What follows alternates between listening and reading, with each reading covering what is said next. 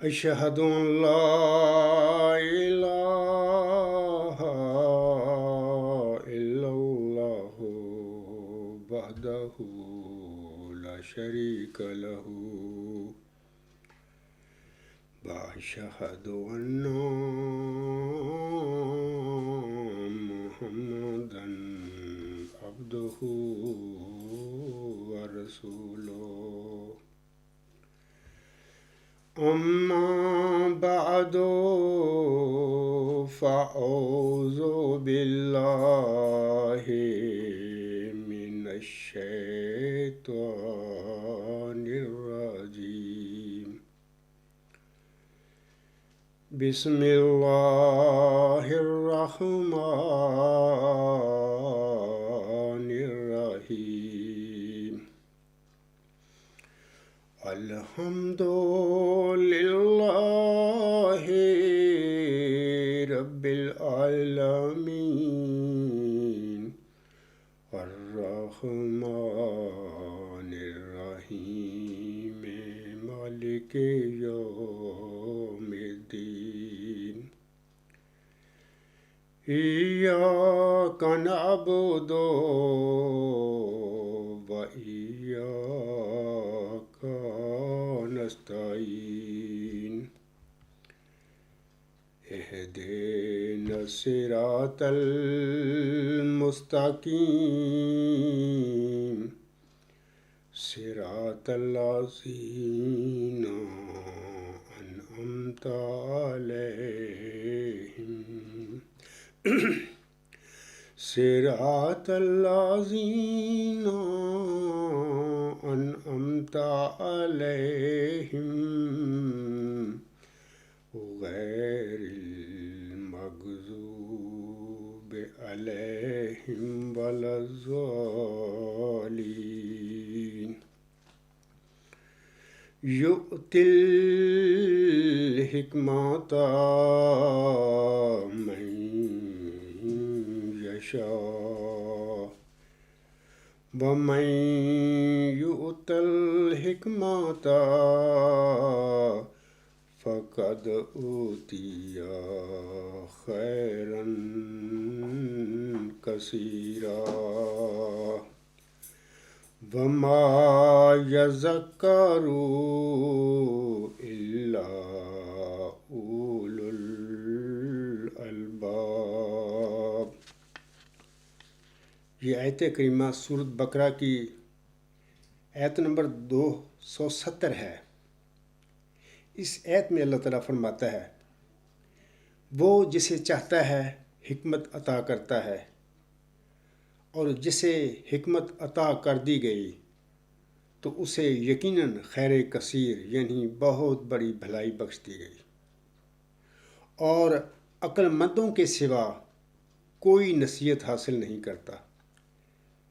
سامعین کرام، اس حکمت اور خیر کثیر کے حوالہ سے حکم و عدل امام مہدی و مسیح موعود علیہ السلام اپنی کتاب اضالہ و ہام میں فرماتے ہیں۔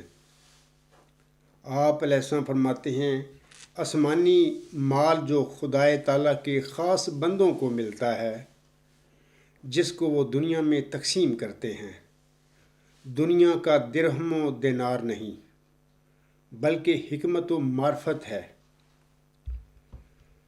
جیسا کہ خدائے تعالیٰ نے اس کی طرف اشارہ کر کے فرمایا ہے کہ یؤتی الحکمۃ من یشاء ومن یؤت الحکمۃ فقد اوتی خیر کثیرا۔ خیر مال کو کہتے ہیں، سو پاک مال حکمت ہی ہے، جس کی طرف حدیث نبوی میں بھی اشارہ ہے کہ انما انا قاسم واللہ هو الموتی۔ یہی مال ہے جو مسیح موعود کے نشانوں میں سے ایک نشان ہے۔ روحانی خزائن جلد 3 صفحہ 441 442۔ سامعین کرام، آج کا جو خاکسار کا لیکچر ہے اس کا جو عنوان ہے وہ یہ ہے کہ واٹ از ورچو اور ایریٹے، یعنی نیکی یا ایریٹے کیا ہے۔ تو تو اس حوالہ سے میں سامعین کو کہہ دیتا ہوں، کل خاکسار کا ایک انٹرویو ہوا تھا پیور ڈسکشن پروگرام میں. تو خاکسار نے اپنا جو تھیسز ہے، یا میں کہہ سکتا ہوں کہ ڈیوائن تھیری اور سپریم الٹیمیٹ یونیورسل تھیری اور مدر آف تھیریز، اس کے متعلق کچھ ابتدائی باتیں خاکسار نے کل اپنے انٹرویو میں سامعین کو بتائی تھیں. اور یہ انٹرویو، اس کا لنک جلد ہی انشاءاللہ تعالی یوٹیوب پہ آ جائے گا. سامعین وہاں پر ابتدائی باتیں میں نے جو اپنے تھیسس کے متعلق بتائی ہیں کل، وہ آپ سن لیں وہاں سے. میں اس لیے یہ باتیں کہہ رہا ہوں تاکہ میرا کچھ ٹائم بچ جائے. مختصر میں عرض کرتا ہوں، خاکسار کا یہ تھیسس جو ہے میں نے جو لکھا تھا، یہ 1984 اور 85 میں نے لکھا تھا. اللہ تعالیٰ کا اس عاجز کے دل پر الہام ہوا ورچو از گاڈ، جب میں سقراط کے اس تصور یا اصول یعنی ورچو از نالج کی کھوج میں تھا، کی تلاش میں تھا، اللہ سے دعائیں بھی کر رہا تھا. تو پھر دارالحمد لاہور میں، یعنی نیو مسلم ٹاؤن میں دارالذکر جماعت احمدیہ کا ایک ہاسٹل ہے، وہاں پر ہی میں نے ایم اے کیا تھا. اور وہاں پر پھر ایک مبارک سجدہ میں یہ معاملہ مجھ پر ہوا کہ مبارک سجدہ میں کچھ دعائیں میں نے پڑھی تھیں. تو وہ دعائیں سجدہ میں ہی مجھے پتہ لگ گیا کہ میری دعائیں قبول اللہ نے فرما لی ہیں. تو اس کے بعد اسی دن یا اگلے دن شام کو، یعنی مغرب کے قریب، اس عاجز پر، یعنی اللہ نے مجھے سقراط نے جس نیکی کو علم سے تشبیہ دی تھی یا علم قرار دیا تھا، اس کے متعلق اس عاجز کے دل پر الہام فرمایا کہ ورچو از گاڈ، یعنی اے عبدالغفار، وہ جس نیکی کو سقراط نے، جس ایریٹو کو سقراط نے علم قرار دیا تھا، وہ خدا ہے، وہ نیکی. تو یہ الہام مجھ پر ہوا. تو پھر اس کے بعد خاکسار نے پھر اس کے متعلق جو انکشافات اس عاجز پر ہوئے اللہ تعالیٰ کی طرف سے، وہ میں نے لکھے. تو 1984-85 میں یہ سارا معاملہ ہوا تھا. تو مکمل کیا تھا میں نے غالباً ستمبر 1984 میں نے مکمل کیا تھا. تو پہلی دفعہ میں نے تقریباً 100 کی تعداد میں یہ ورچو از گاڈ میں نے شائع کی تھی، کہ جرمنی میں تھا، 1993 کی بات ہے. تو یہی کتاب میں نے مرزا طاہر کے آگے پیش کی تھی، الہامی پیشگوئی مسلم موعود کی حقیقت کے حوالہ سے. اور پھر اس کے بعد 2006 میں لاہور میں یہ دوبارہ شائع ہوئی، لیکن کچھ زیادہ تعداد نہیں تھی، لمیٹڈ تعداد میں. اور یہ 2006 میں ظہور احمد خان صاحب نے شائع کی تھی، فکشن ہاؤس، ان کی جو پرنٹنگ ادارہ ہے وہاں پر. تو اس وقت الغلام.com جو ہے جماعت احمدیہ اصلاح پسند کی آفیشیل ویب سائٹ، وہاں پر یہ آن ایئر ہے. لوگ یہاں سے ورچو از گاڈ کا، خاکسار کا یہ جو تھیسز ہے، یا اعلیٰ انتہائی ہمانگیر نظریہ، یا الہی نظریہ، یا النظریات، اس کو پڑھ سکتے ہیں. تو میرا یہ تھیسز سامعین کرام 3 ابواب پر مشتمل ہے. پہلا باب ہے اور جس کا عنوان ہے دا ایسنس آف ورچو. دوسرا باب ہے جس کا نام ہے ورچو از نالج، یعنی نیکی علم ہے. اور تیسرا اور آخری باب جو ہے اس کا عنوان ہے ورچو از گاڈ، یعنی اعلیٰ انتہائی ہمانگیر نظریہ، اس کا عنوان ہے. اور 3 عنوان ہیں اس تھیسس کے. تو پہلا جو چیپٹر ہے دا ایسنس آف ورچو، وہ 5 عنوانوں کے تحت میں نے اس پر ڈسکشن کی ہے، یا بات کی ہے، یا گفتگو کی ہے.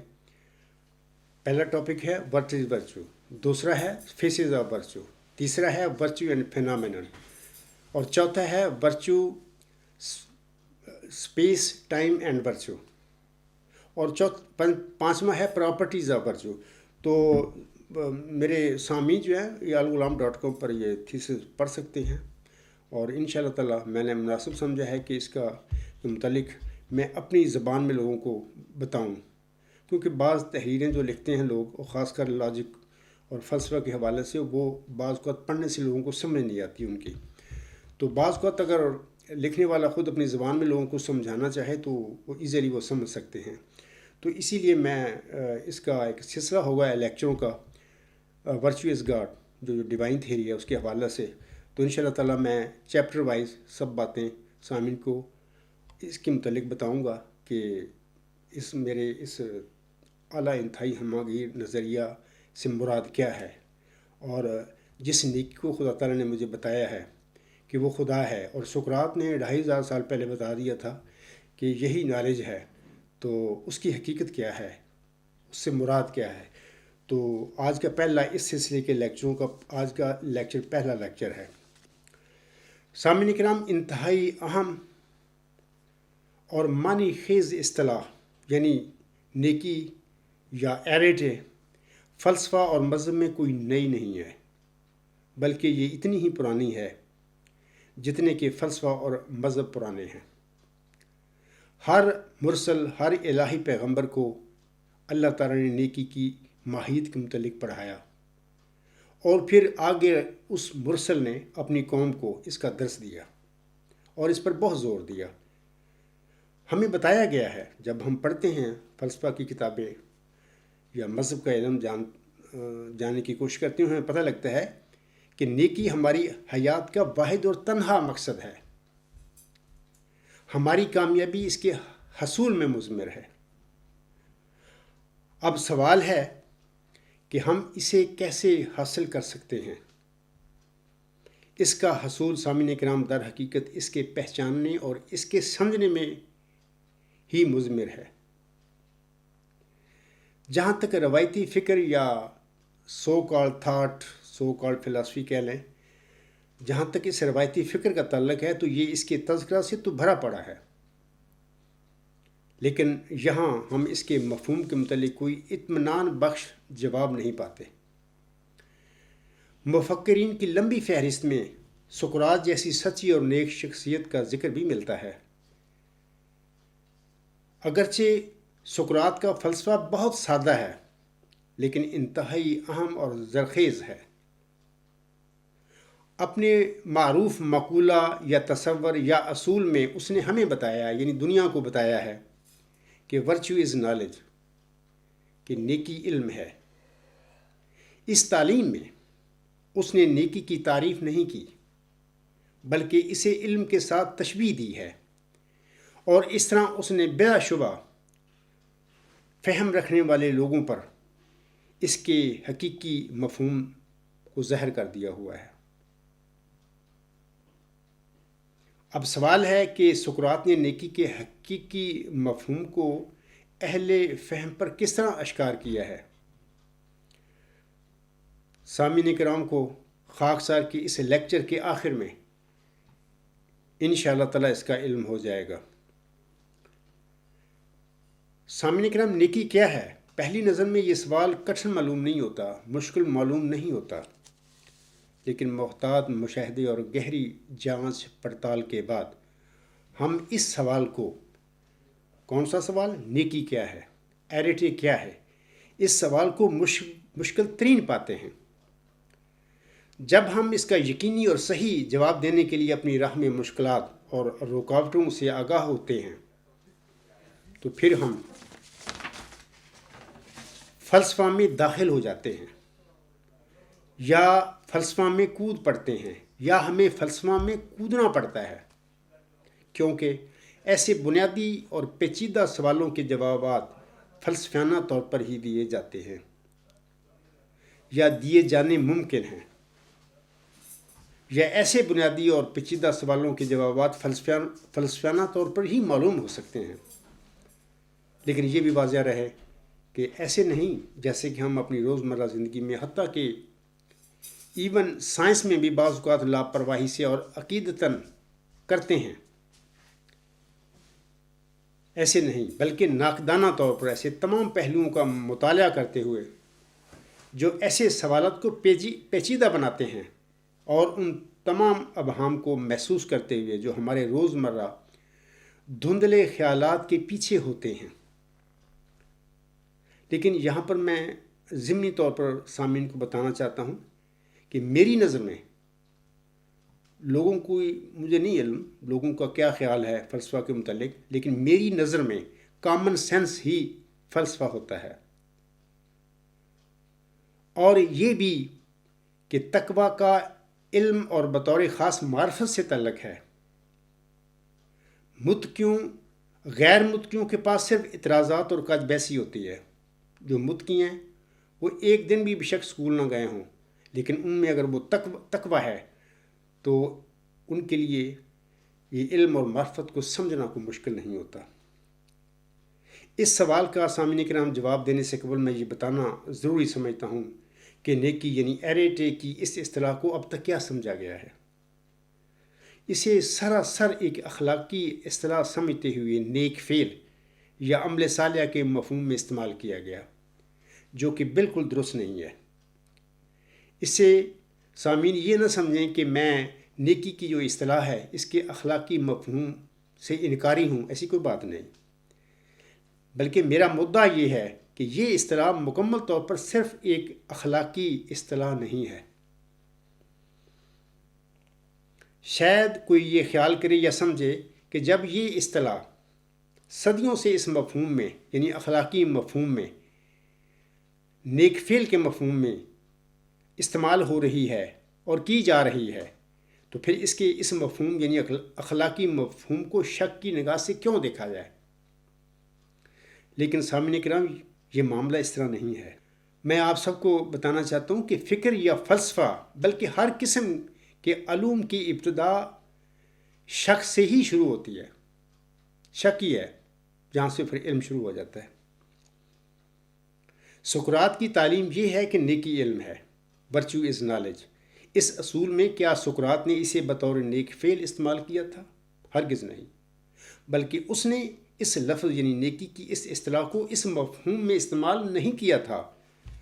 اگرچہ بہت سارے مفکروں اور مورخین نے اسے ایک اخلاقی اصطلاح سمجھتے ہوئے اسے ایک اخلاقی اصطلاح کے طور پر ہی استعمال کیا ہے اپنی تحریروں میں، لیکن ایسا کرنے میں وہ خود بھی مطمئن نہیں تھے، بلکہ انہوں نے اس اصول کو ایک پہیلی قرار دیا ہے. بلکہ اس اصول کی بجائے سقراط کو ہی انہوں نے ایک پہیلی، ایک پیراڈاکس کا نام دیا ہے. یہاں پر میں اس کی چند مثالیں آپ لوگوں کے آگے پیش کرتا ہوں. مثال کے طور پر پروفیسر گیری ویلاسٹاس، یہ مشہور پروفیسر تھے اور یہ یونانی نژاد تھے، لیکن امریکہ میں رہے ہیں اور ایک لمبا عرصہ غالباً ریٹائر بھی پرنسٹن یونیورسٹی میں head of department of philosophy کے طور پر ہوئے تھے. تو اس نے بہت ساری کتابیں لکھی ہیں. ان کی ایک کتاب ہے the philosophy of Socrates. The philosophy of Socrates یعنی ایک collection of critical essays by Gregory Vlastos. اس کے صفحہ 4 پر ان کی یہ الفاظ ہیں جو میں پڑھوں گا. وہ لکھتے ہیں، ویلاسٹاس صاحب لکھتے ہیں، We find a man who is all paradox. Other philosophers have talked about paradox. Socrates did not.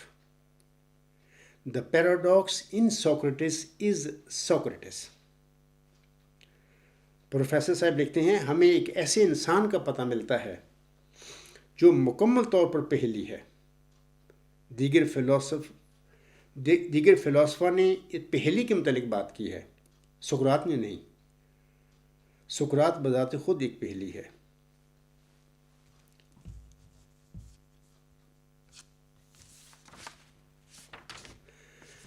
آگے بڑھنے سے پہلے میں سامعین کو بتانا چاہتا ہوں کہ یہ پہیلی پیراڈاکس اصل میں بڑی سادہ ہوتی ہے. یہ چیز کوئی مطلب ہوتا ہے، کوئی الجھن ہوتی ہے، بڑی سادہ بھی ہوتی ہے. جب سمجھ آ جائے تو بڑی سادہ ہوتی ہے، لیکن سمجھنے سے پہلے بڑی مشکل ہوتی ہے، مشکل ترین ہوتی ہے. یہی سقراط کیا اس جو ورچوئس نالج ہے، یہی ایک قسم کی پہیلی تھی، پیراڈاکس تھی دنیا فلسفہ میں. 2500 سے چلی آ رہی ہے. لوگ اس پر اپنے طور پر اس بتاتے چلے آ رہے ہیں، نقطہ نظر پیش کرتے چلے آ رہے ہیں، اس سے کیا مراد ہے، اس سے کیا مراد نہیں ہے، وغیرہ وغیرہ. ایک لمبی مطلب ہسٹری ہے 2500 سال سے. تو جہاں تک پہیلیوں کا تعلق ہے تو اس سلسلے میں میں بتاتا ہوں کہ ابھی میں نے بتایا ہے کہ پہیلی جب تک اس کا علم نہیں ہوتا ہمیں وہ بڑی مشکل ہوتی ہے، لیکن جب علم ہو جاتا ہے تو وہ بڑی آسان سی ہو جاتی ہے. مثال دیتا ہوں آپ لوگوں کے آگے. ایک پہیلی ہے کہ ایک استاد ایسا کہلائے آپ نہ بولے سبق پڑھائے. ایک پہلی ہے، ایک الجھن ہے، ایک پیراڈاکس ہے. تو اس سے کیا مراد ہے؟ بڑا مشکل ہوتا ہے سمجھنا بھی اس سے مراد کیا ہے. تو سمپلی بات ہے کہ کتاب کا یہاں پر بتایا گیا ہے. کتاب کو کہا گیا ہے کہ ایک ایسا استاد کہلائے آپ نہ بولے سبق پڑھائے، وہی بات ہے. تو یہ پہلیاں ہوتی ہیں. تو یہ فلسفہ سقراط جو ہے اس میں یہ ورچوئس نالج جو ہے ایک پہیلی کی طرح چلا آ رہا ہے. اس کے متعلق ابھی تک کچھ کسی کو علم نہ ہو سکا. تو یہ تو میں نے ایک پروفیسر گریگوری ولسٹاس کی میں نے مثال دی ہے آپ لوگوں کے آگے. دوسرا میں بتانا چاہتا ہوں کہ جو اپنے زمانے کا مشہور فلسفی تھا، بلکہ آج تک دنیا علم میں اسے معلم اول کہا جاتا ہے، اس نے ایک مشہور کتاب لکھی تھی میگنا موریلیا. اس اپنی کتاب میں ارسطو سقراط کے اس تصور کے حوالے سے لکھتے ہیں. وہ کیا لکھتے ہیں؟ وہ کہتے ہیں، یہ حوالہ اس کا ہے، ان کی جو کتاب ہے میگنا موریلیا 1182A، ایک لمبی بہت کتاب ہے. اس کا جو حوالہ ہے یہ 1182A پر ہے، سامعین وہاں پر پڑھ سکتے ہیں. ارسطو لکھتا ہے، Socrates who came after Pythagoras spoke better and further about the nature of the ethical virtues. اب یہ بھی سقراط کی نظریہ جو علم ہے، ورچوئس نالج یا پہیلی کہہ لیں یا پیراڈاکس کہہ لیں، اس کے متعلق یہ کہہ رہا ہے کہ یہ ایتھیکل ورچوز اس کا نام دے رہا ہے. ارسطو اس زمانے میں، ارسطو کون تھا؟ ارسطو کا استاد افلاطون تھا، اور افلاطون ڈائریکٹ شاگرد تھا سقراط کا. یعنی سقراط ارسطو کا استاد تھا. آگے وہ لکھتے ہیں ارسطو، but he was not successful in clarifying the issue as he made the mistake of equating virtue and knowledge. اب دیکھیں یہ بھی ارسطو اپنے زمانے کا، بلکہ آج تک کے زمانے کا ایک بہت جینیس انسان اور بہت ہی صاحب علم انسان تھا. یہ بھی کہہ رہا ہے کہ سقراط نے دراصل ایک غلطی کی تھی، ورچو اور نالج کو ایکویٹ کر کے، تشبیہ دے کر ایک جیسا قرار دے کے. ہاں، اس حوالے سے یہ پتہ ملتا ہے ہمیں کہ بالکل ورچوئس نالج سقراط کا ہی تصور، اصول یا مقولہ ہے. اس نے انہی الفاظ میں یہ بات کی ہے، کیونکہ ارسطو قریب ترین شخص ہے سقراط کے بعد اس کے فلسفے سے واقف ہونے والا. یہ دوسری مثال دی ہے میں نے. اسی طرح پروفیسر سٹیس صاحب کے متعلق میں کچھ پہلے بتانا چاہتا ہوں کہ وہ برطانوی مفکر ہے. وہ مطلب کہ آج کل تو فوت ہو چکا ہے، 1967 میں غالباً فوت ہوا ہے. وہ بھی 20 سال تک پرنسٹن یونیورسٹی امریکہ کی جو مشہور یونیورسٹی ہے اس میں وہ فلسفی پڑھاتے رہے ہیں. وہ فلسفہ کے استاد تھے، اور اسی دوران وہ امریکن فلسفیکل ایسوسی ایشن کے صدر بھی رہے تھے. اور اس کے متعلق آپ یہ گمان نہیں کر سکتے پروفیسر سٹیس صاحب کے متعلق، یا جی میں نے حوالہ پڑھوں گا کہ یہ کوئی تھرڈ ورلڈ کے کسی کالج کا پروفیسر تھا. ایسی کوئی بات نہیں. بہت جینیس اور صاحب علم آدمی تھا. اس کی باتوں میں بڑا وزن ہے. میں نے اس کو اسٹڈی کیا ہے، میں ان کا مداح بھی ہوں، اور بڑی اچھی باتیں مجھے اس کے کتابوں سے میں نے پائی ہیں.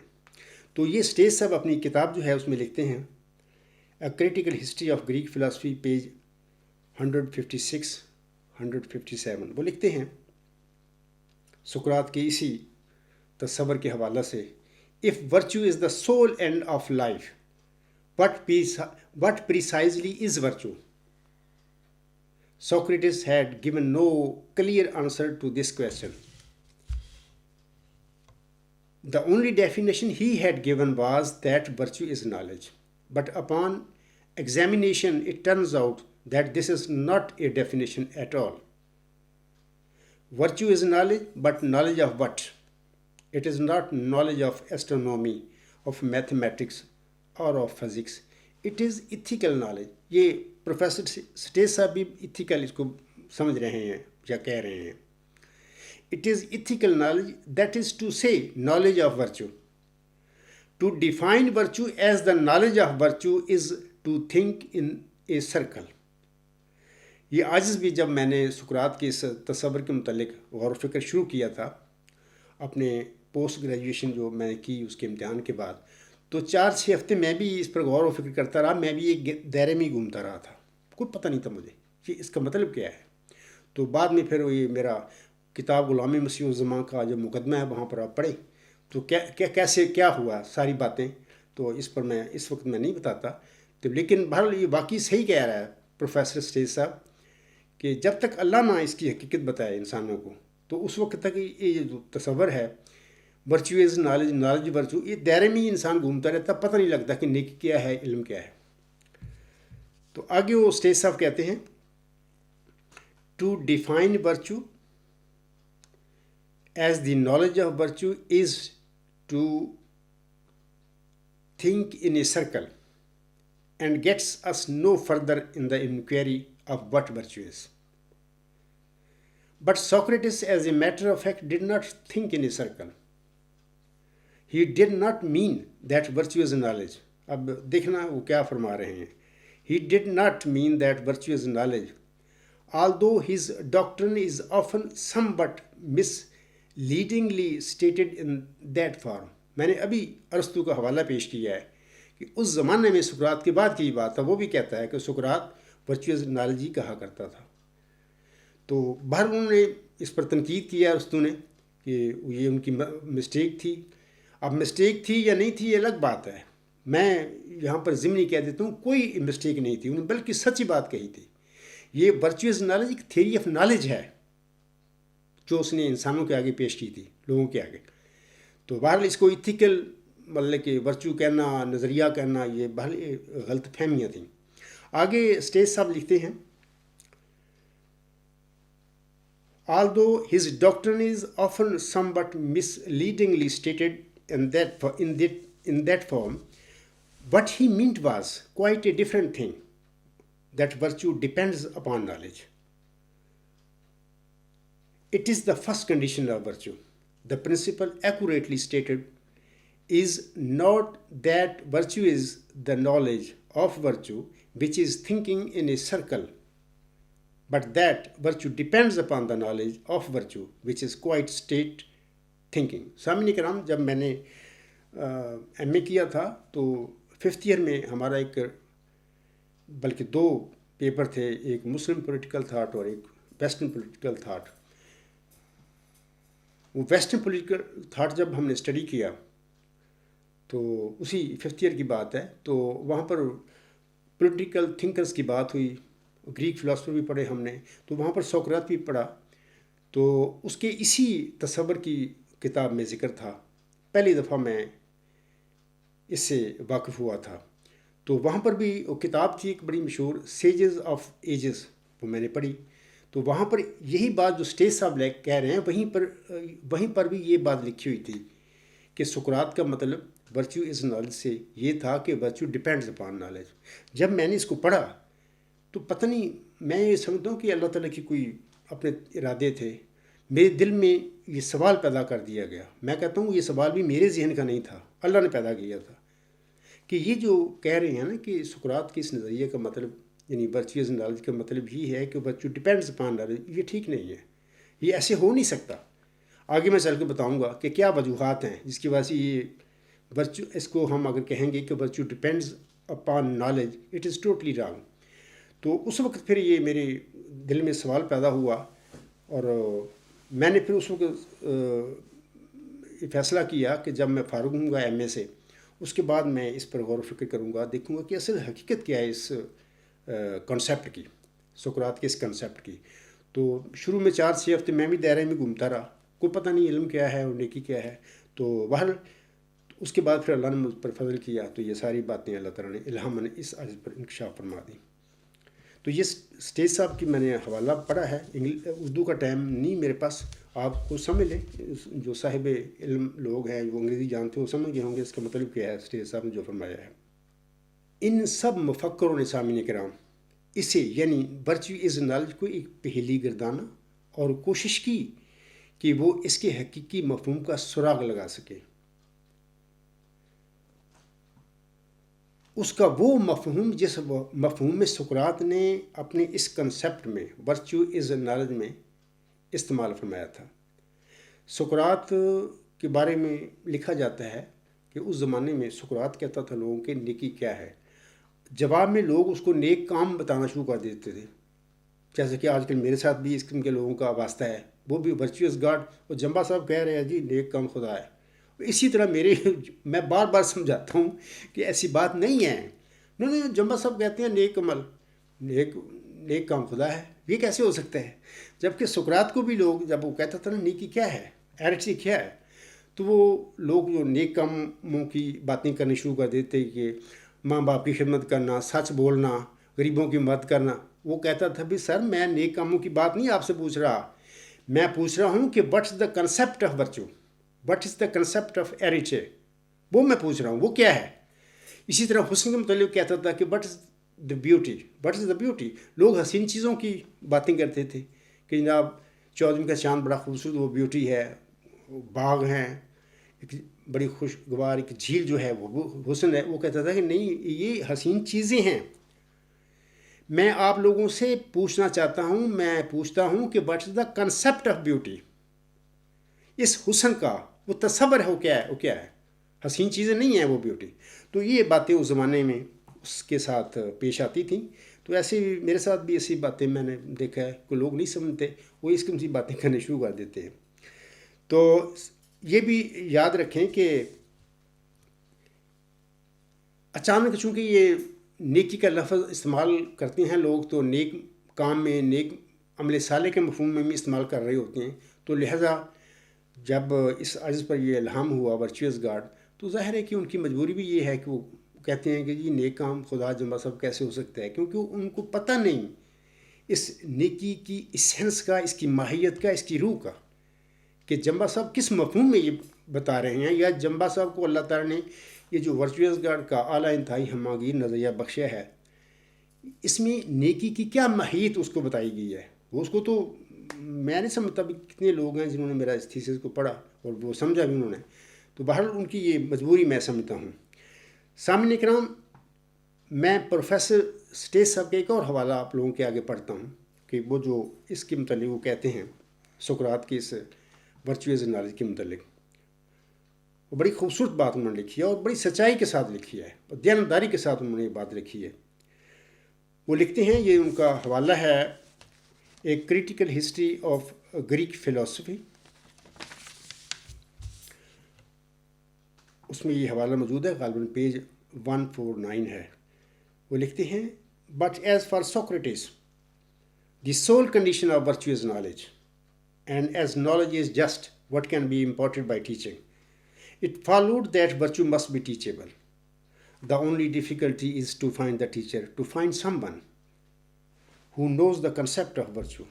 What the concept of virtue is, that is, thought Socrates, the precious piece of knowledge, who no philosopher has ever discovered, and which, if it were only discovered, could at once be imparted by teaching, whereupon men would at once become virtuous.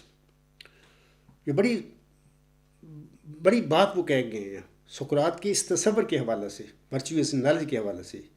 ترجمہ اس طرح ہے اس کا، وہ professor صاحب لکھتے ہیں، لیکن جیسا کہ سقراط کے لیے نیکی کی تنہا شرط اس کا علم ہونا ہے، اور جیسا کہ علم قطعی ہے جس کو بذریعہ تعلیم سکھایا جا سکتا ہے، اس سے معلوم ہوا کہ نیکی بھی قابل تعلم ہونی چاہیے.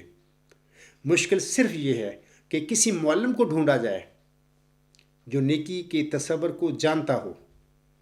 نیکی کا وہ تصور جسے سقراط نے سوچا اور جو علم کا انمول جز ہے، جس کو کسی مفکر نے آج تک دریافت نہیں کیا، اور اگر کبھی وہ دریافت ہو گیا تو فوراً اسے پڑھایا جائے گا، اور اس طرح انسان فوراً نیک ہو جائیں گے انشاءاللہ تعالیٰ. یہ اس کا ترجمہ ہے جو ابھی میں نے ان کی اسٹیٹمنٹ پڑھی ہے. اور اس طرح آئے میرے سامعین کرام، میں سمجھتا ہوں کہ اس وقت دنیا میں تقریباً ہر مکتبہ فکر کے لیے سقراط کا وجود حکمت کی علامت ہے۔ میں اکثریت کی بات کر رہا ہوں، بعض ایسے مفکرین ہیں جنہوں نے بڑی تنقید کی ہے سقراط کے متعلق۔ ان کی مثال ایک جرمنی کا جو فلاسفر تھا نیٹشے، وہ ہے، تو وہ بڑی تنقید کرتا ہے، لیکن اکثریت جو مفکرین کی ہے اور 2500 سال سے چلی آ رہی، سب کی نظروں میں تقریباً 99% جو مفکرین ہیں، فلاسفر ہیں، ان کی نظر میں سقراط واقعی ایک حکمت کی علامت سمجھا جاتا ہے۔ اس کی تعلیم ہمیں صرف یہ بتاتی ہے سامعین کرام کہ نیکی اور علم ایک ہی شے کے دو نام ہیں، لہذا اس طرح اس نے ہمیں تاریکی میں نہیں چھوڑا، اندھیرے میں نہیں چھوڑا، اس نے فلسفہ کے لیے صحیح سمت کا تعین کیا اور سچائی تک پہنچنے کے لیے مناسب راستہ دکھایا ہے۔ اور یہ بھی یاد رکھیں کہ نیکی کی یہ اصطلاح ایک مفہوم یا دوسرے مفہوم میں ضرور استعمال کی گئی ہے، یعنی یا تو بطور نیک فعل یا پھر کسی دوسرے مفہوم میں جس کا آج تک کسی انسان یا فلسفی کو علم نہیں ہوا ہے۔ اب سوال ہے کہ آیا یہ اصطلاح بطور نیک فعل استعمال کی گئی ہے یا کہ کسی دوسرے مفہوم میں؟ اس سوال کو سقراط کے تصور نیکی علم ہے کہ محتاط تجزیہ کی روشنی میں اچھی طرح ہم حل کر سکتے ہیں۔ آپ سب کو یہ بھی واضح رہے کہ سقراط کی تعلیم خود اس اصطلاح کے بطور نیک فعل استعمال کی نفی کرتی ہے۔ یہ ہم کس طرح سمجھ سکتے ہیں سامعین کرام؟ یہ مسئلہ تو سادہ ہے، لیکن ہماری اٹینشن چاہتا ہے، توجہ چاہتا ہے کہ ہم غور و فکر کریں اس بات پہ۔ میں آپ لوگوں کو کہتا ہوں کہ عمل صالحہ یا نیک کام یا ورچوئس ایکشن کا تعلق انسانی فعل کے ساتھ ہے۔ اگر سقراط کی نیک فعل سے یا انسانی نیک عمل سے مراد علم تھی، تو پھر دوسرے تمام تخلیقی افعال علم کیوں نہیں ہو سکتے؟ میں سوال کرتا ہوں۔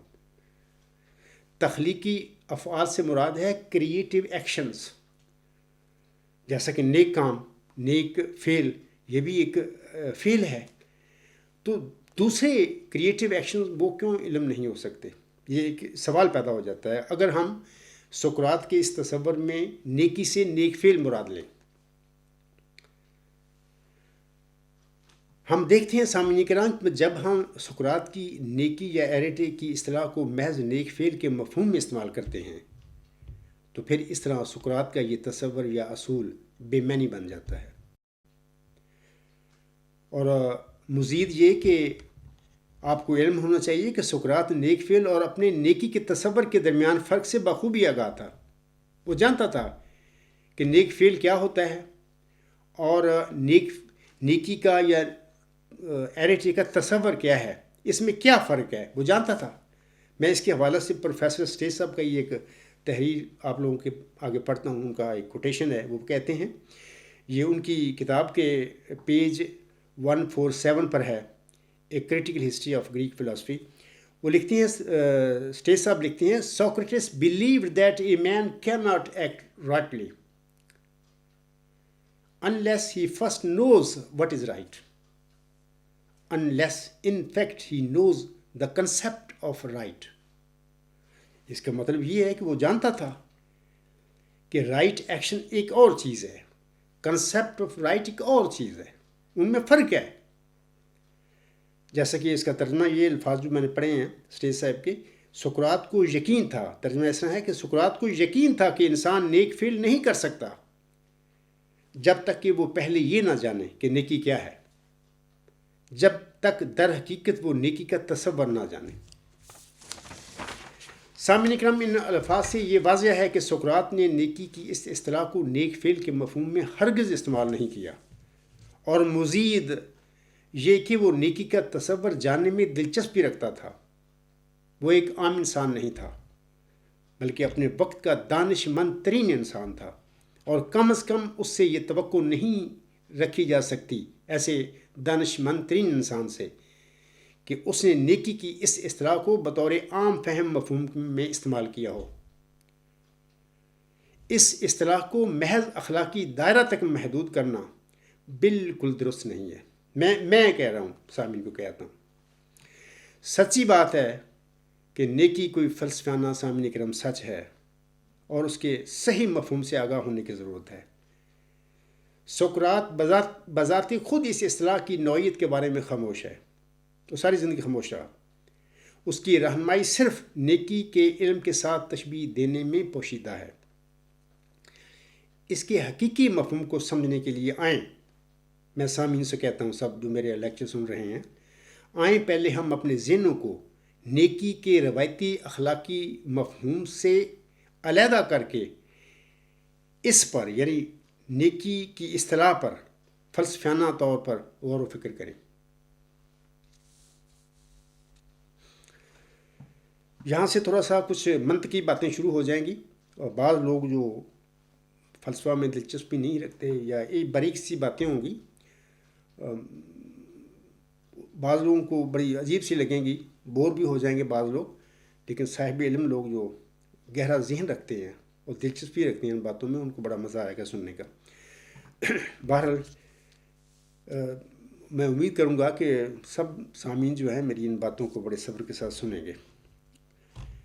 سامعین کرام، فرض کریں الف ایک شخص ہے جو بولنے پر قدرت رکھتا ہے.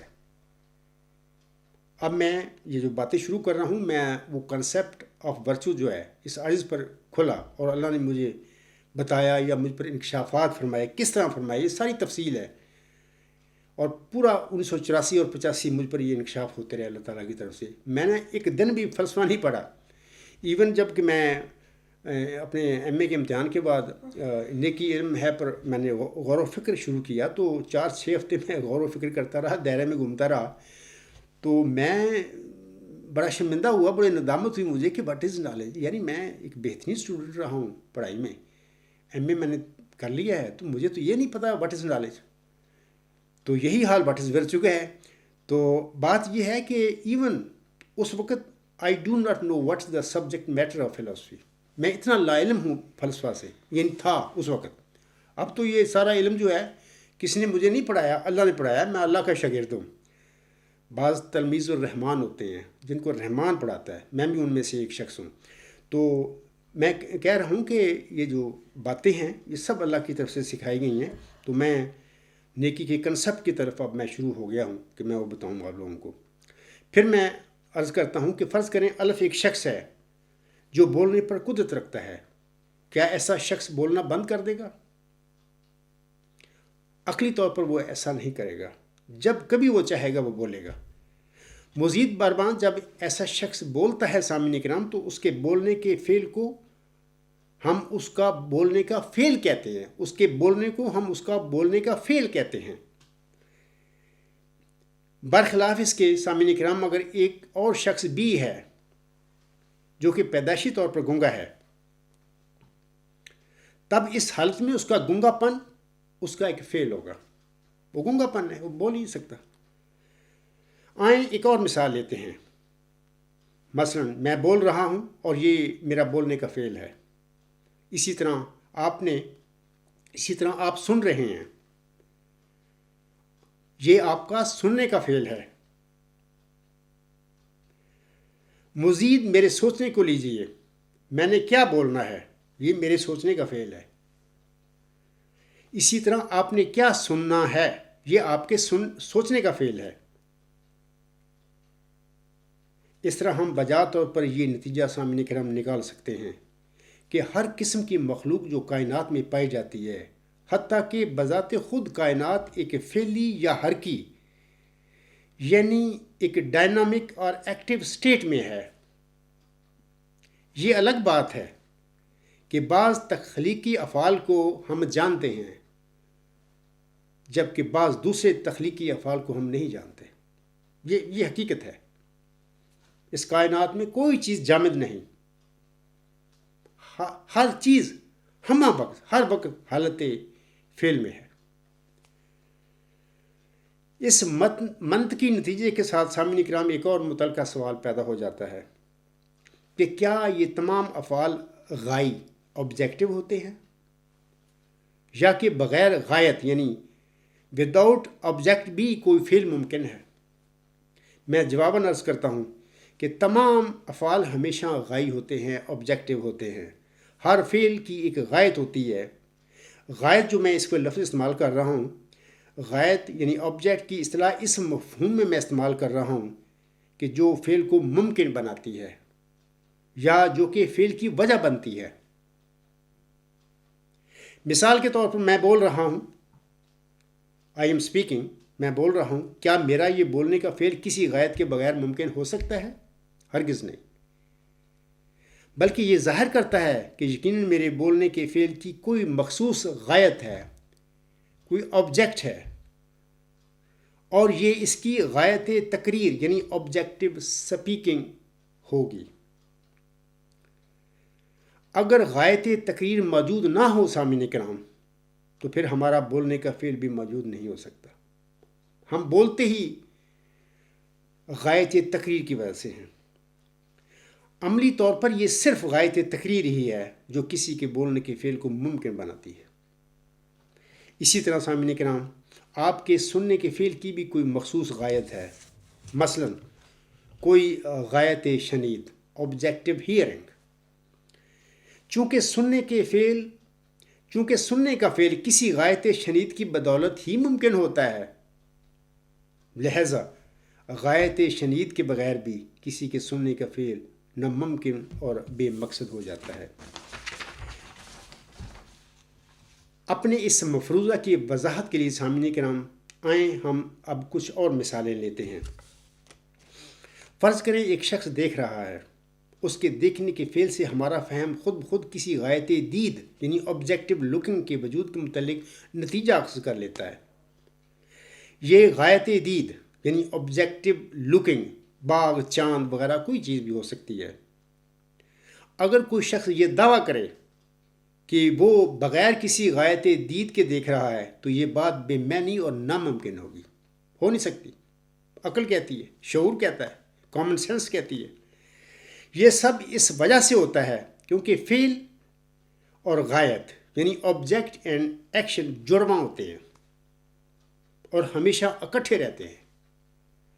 ہم ان کے جڑواں پن یعنی ٹوین شپ کا انکار نہیں کر سکتے۔ ایک کا وجود دوسرے کے وجود کا جواز پیش کرتا ہے۔ فرض کریں ایک شخص پی رہا ہے، جیسا کہ فعل غایت کے بغیر ممکن نہیں، لہذا اس کے پینے کا فعل بھی کسی غایت پیاس یعنی آبجیکٹو ڈرنکنگ کا محتاج ہے۔ اور یہ دودھ، پانی، کوئی اور غایت پیاس ہو سکتا ہے، کوئی بھی ہو سکتی ہے۔ اس سے ہم کہہ سکتے ہیں سامعین کرام کہ کسی کے پینے کا فعل ہمیں کسی غایت پیاس کی خبر دیتا ہے۔ یہاں پر آپ لوگ یاد رکھنا کہ پانی اور دودھ وغیرہ جو میں نے مثال دی ہے، یہ سب مادی غایتیں ہیں یا غایات ہیں، میٹیریل آبجیکٹس ہیں یہ۔ پھر اب آئیں ہم سانس لینے کی مثال لیتے ہیں۔ سانس لینے کا فعل بھی کسی غایتی سانس یعنی آبجیکٹو بریدنگ کا محتاج ہے۔ مثلا ہوا جو ہے وہ آبجیکٹو بریدنگ ہے، جسے ہم انگلش میں ایئر کہتے ہیں۔ لہذا ہمارے سانس لینے کی موجودگی کسی غایت سانس یا ہوا کا جواز پیش کرتی ہے، اور میٹیریل آبجیکٹس جو ہیں ان کے مقابلے میں ہوا ایک غیر مرئی غایت ہے، امیٹیریل ہم اس کو کہہ سکتے ہیں، کیونکہ ہم اس کو دیکھ نہیں سکتے، ہاں محسوس کر سکتے ہیں اس کو۔ اسی طرح سامعین کرام، سونے کی مثال میں بھی سونے کی ایک غایت ہوتی ہے۔ آپ لوگ سب سوتے ہیں رات کو۔ میں نے بہت پہلے ایک خبر پڑھی تھی کہ پتہ نہیں امریکہ میں یا پتہ نہیں پاکستان میں کوئی ایسا عورت تھی جو 40 سال سے سوئی نہیں تھی۔ یہ ایک شاذ مثالیں ہوتی ہیں، جو بیمار ہو جاتے ہیں کسی وجہ سے، پھر وہ ان کو نیند آتی۔ نارمل روٹین یہ ہوتی ہے کہ ہر انسان کو سونے کی ضرورت پڑتی ہے، وہ سوتے ہیں، میں بھی سوتا ہوں، آپ لوگ بھی سوتے ہیں۔ میں کہہ رہا تھا سونے کی مثال کے حوالہ سے کہ سونے کی مثال میں بھی سونے کی ایک غایت ہوتی ہے، یعنی اس کا بھی ایک آبجیکٹ ہوتا ہے، یا سونے کا فعل بھی ایک غایت کا متقاضی ہے، جسے ہم غایت نیند آبجیکٹو سلیپنگ کہہ سکتے ہیں۔ یہ جو آبجیکٹو سلیپنگ ہے نا، یہ غایت نیند، اس کو کسی نے کبھی نہیں دیکھا۔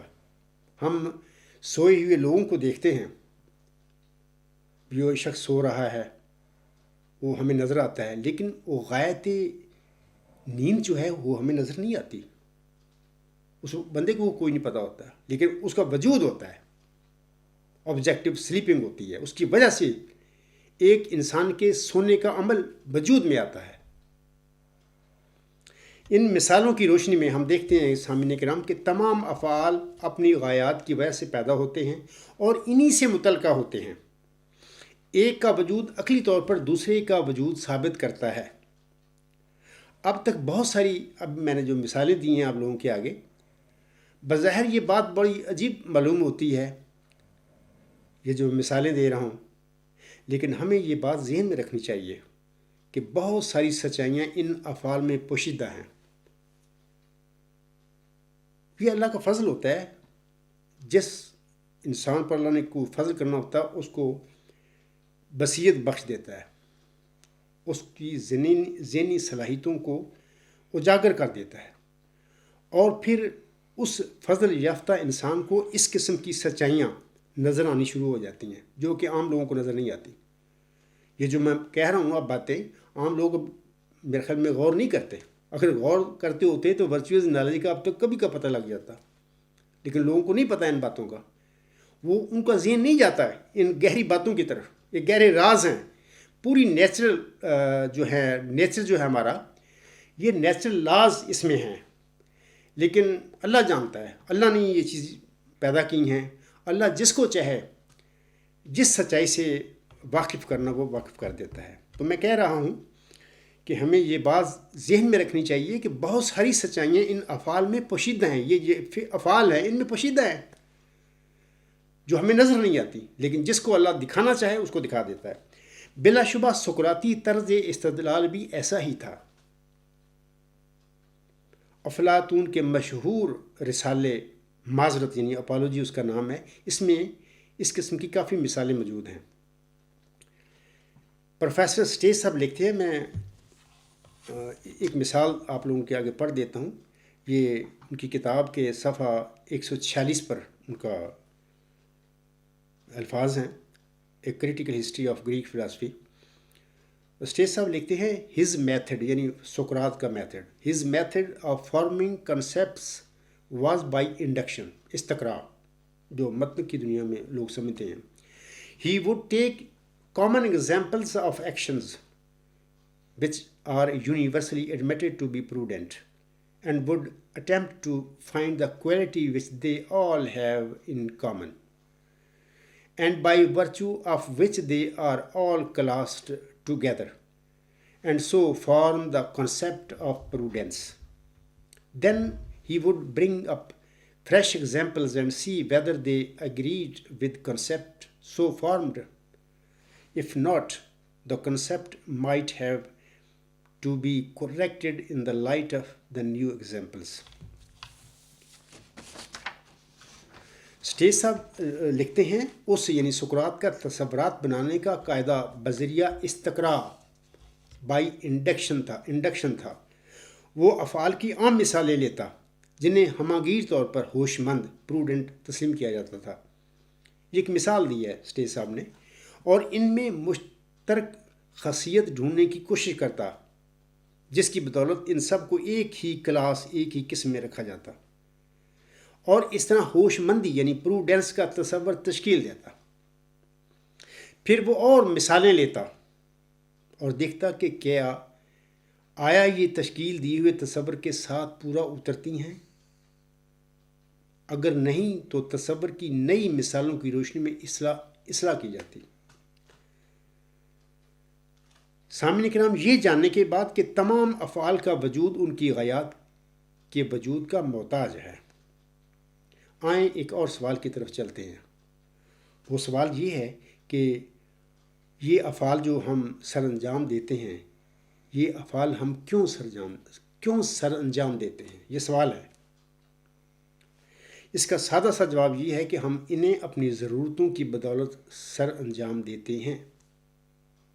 مثلا ہم اپنی ضرورت کی بدولت سانس لیتے ہیں، ہم اپنی ضرورت کے مطابق سوتے ہیں، نہ سوئیں تو بیمار ہو جائیں گے.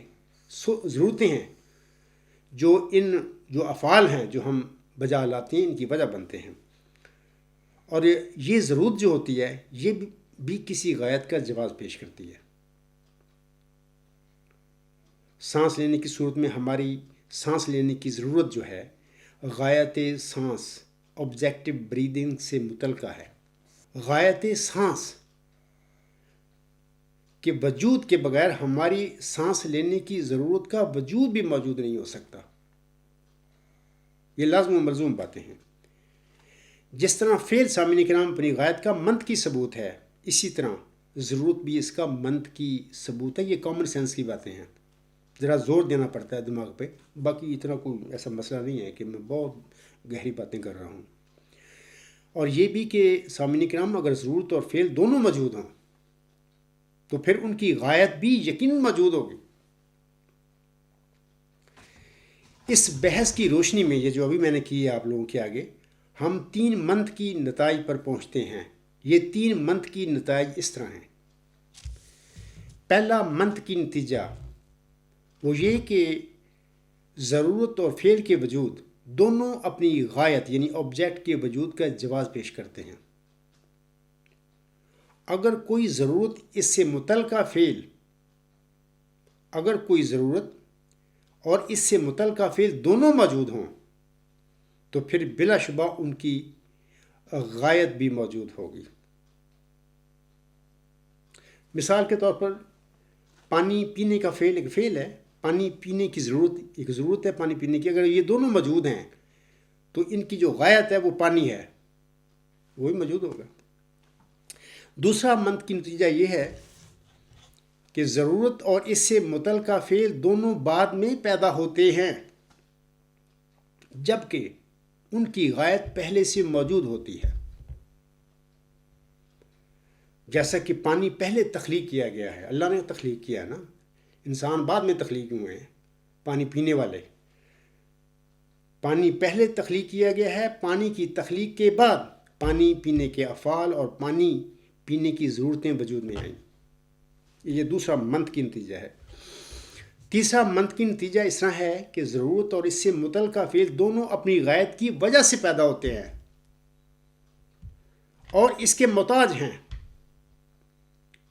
جبکہ ان کی غایت غنی یعنی انڈیپینڈنٹ ہوتی ہے اور اپنے محمولات یعنی پریڈیکیٹس کی محتاج نہیں ہوتی. یہاں پر سامعین کرام محمول کے معنی ہیں حمل کیا گیا. علم منطق میں محمول سے مراد وہ خبر ہے جو مبتدا کے مقابل واقع ہوتی ہے. آپ لوگ سمجھ گئے ہوں گے کہ پانی پہلے سے تخلیق کیا گیا ہے انسانوں کے لیے. انسان یعنی پانی پینے والے اور انسانوں کی پانی پینے کی ضرورتیں بعد میں پیدا ہوئی ہیں. تو یہ ایک تیسرا منطقی نتیجہ ہے جو ثابت ہوتا ہے، جو میں نے ابھی مثالیں آپ لوگوں کو دی ہیں. سامعین کرام اب آگے بڑھیں اور اصطلاح نیکی یا ایریٹی پر غور کرتے ہیں. اخلاقی دائرہ میں ہم اسے نیک فعل یا عمل صالحہ کا نام دیتے ہیں. مثلا والدین کی اطاعت کرنا، سچ بولنا اور غریب کی مدد کرنا وغیرہ چند ایک نیک کام کی مثالیں ہیں. اور سامعین کو واضح رہے کہ سانس لینے، دیکھنے اور سننے کے افعال کی طرح یہ تمام نیک افعال جن کا بھی میں نے ذکر کیا ہے یہ بھی در حقیقت مادی افعال ہی ہیں، یہ فزیکل ایکشنز ہیں. اخلاقی مفہوم میں نیکی کو نیک فعل کہا جاتا ہے. سوال یہ ہے کہ ہم اسے نیک فعل کیوں کہتے ہیں؟ جیسا کہ پہلے میں بتا چکا ہوں کہ ہر فعل کی کوئی نہ کوئی غایت یعنی آبجیکٹ ہوتا ہے جو کہ اس سے متعلقہ فعل کو ممکن بناتا ہے یا اس متعلقہ فعل کی وجہ بنتا ہے. نیک فعل کے معاملہ میں یہ کس طرح ممکن ہے کہ یہ یعنی نیک فعل کسی غائط کے بغیر ممکن ہو۔ نیک فعل یعنی ورچوس ایکشن کا وجود ہمیشہ سے تسلیم شدہ ہے۔ یقیناً نیک فعل کی بھی کوئی غائط ہوگی جو کہ اس فعل کو ممکن بناتی ہے یا جو اس کی وجہ بنتی ہے، اور پھر اسی کی خاطر ہم ایسے نیک افعال سر انجام دیتے ہیں۔ لہذا نیک فعل کے معاملہ میں بھی بالکل ویسے ہی منطقی نتائج اخذ کیے جا سکتے ہیں جیسا کہ دوسرے مادی اور غیر مادی افعال کے معاملہ میں، جس کی مثالیں ابھی میں نے آپ سب کے آگے پیش کی ہیں۔ یہ 3 منطقی نتائج اس طرح ہیں۔ پہلا منطقی نتیجہ یہ کہ نیک فعل اور نیک فعل بجا لانے کی خواہش دونوں اپنی غائط یعنی آبجیکٹ کے وجود کا جواز پیش کرتے ہیں۔ پھر میں عرض کرتا ہوں، پہلا منطقی نتیجہ اس طرح ہے کہ نیک فعل اور نیک فعل بجا لانے کی خواہش دونوں اپنی غائط یعنی آبجیکٹ کے وجود کا جواز پیش کرتے ہیں۔ اگر نیک فعل اور اس کی خواہش دونوں موجود ہوں تو پھر یقیناً ان کی غائط یعنی آبجیکٹ بھی موجود ہوگا۔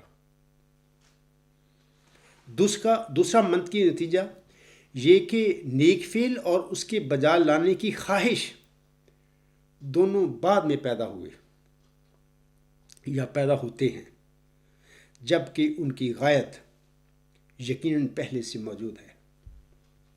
پہلے میں بتا چکا ہوں، اگر میں پھر دوبارہ ان کا عرض کروں گا تو وقت زیادہ لگے گا۔ تیسرا منطقی نتیجہ وہ یہ کہ نیک فعل اور اس کے بجا لانے کی خواہش دونوں اپنی غایات کی وجہ سے پیدا ہوتے ہیں اور اس کے محتاج ہوتے ہیں،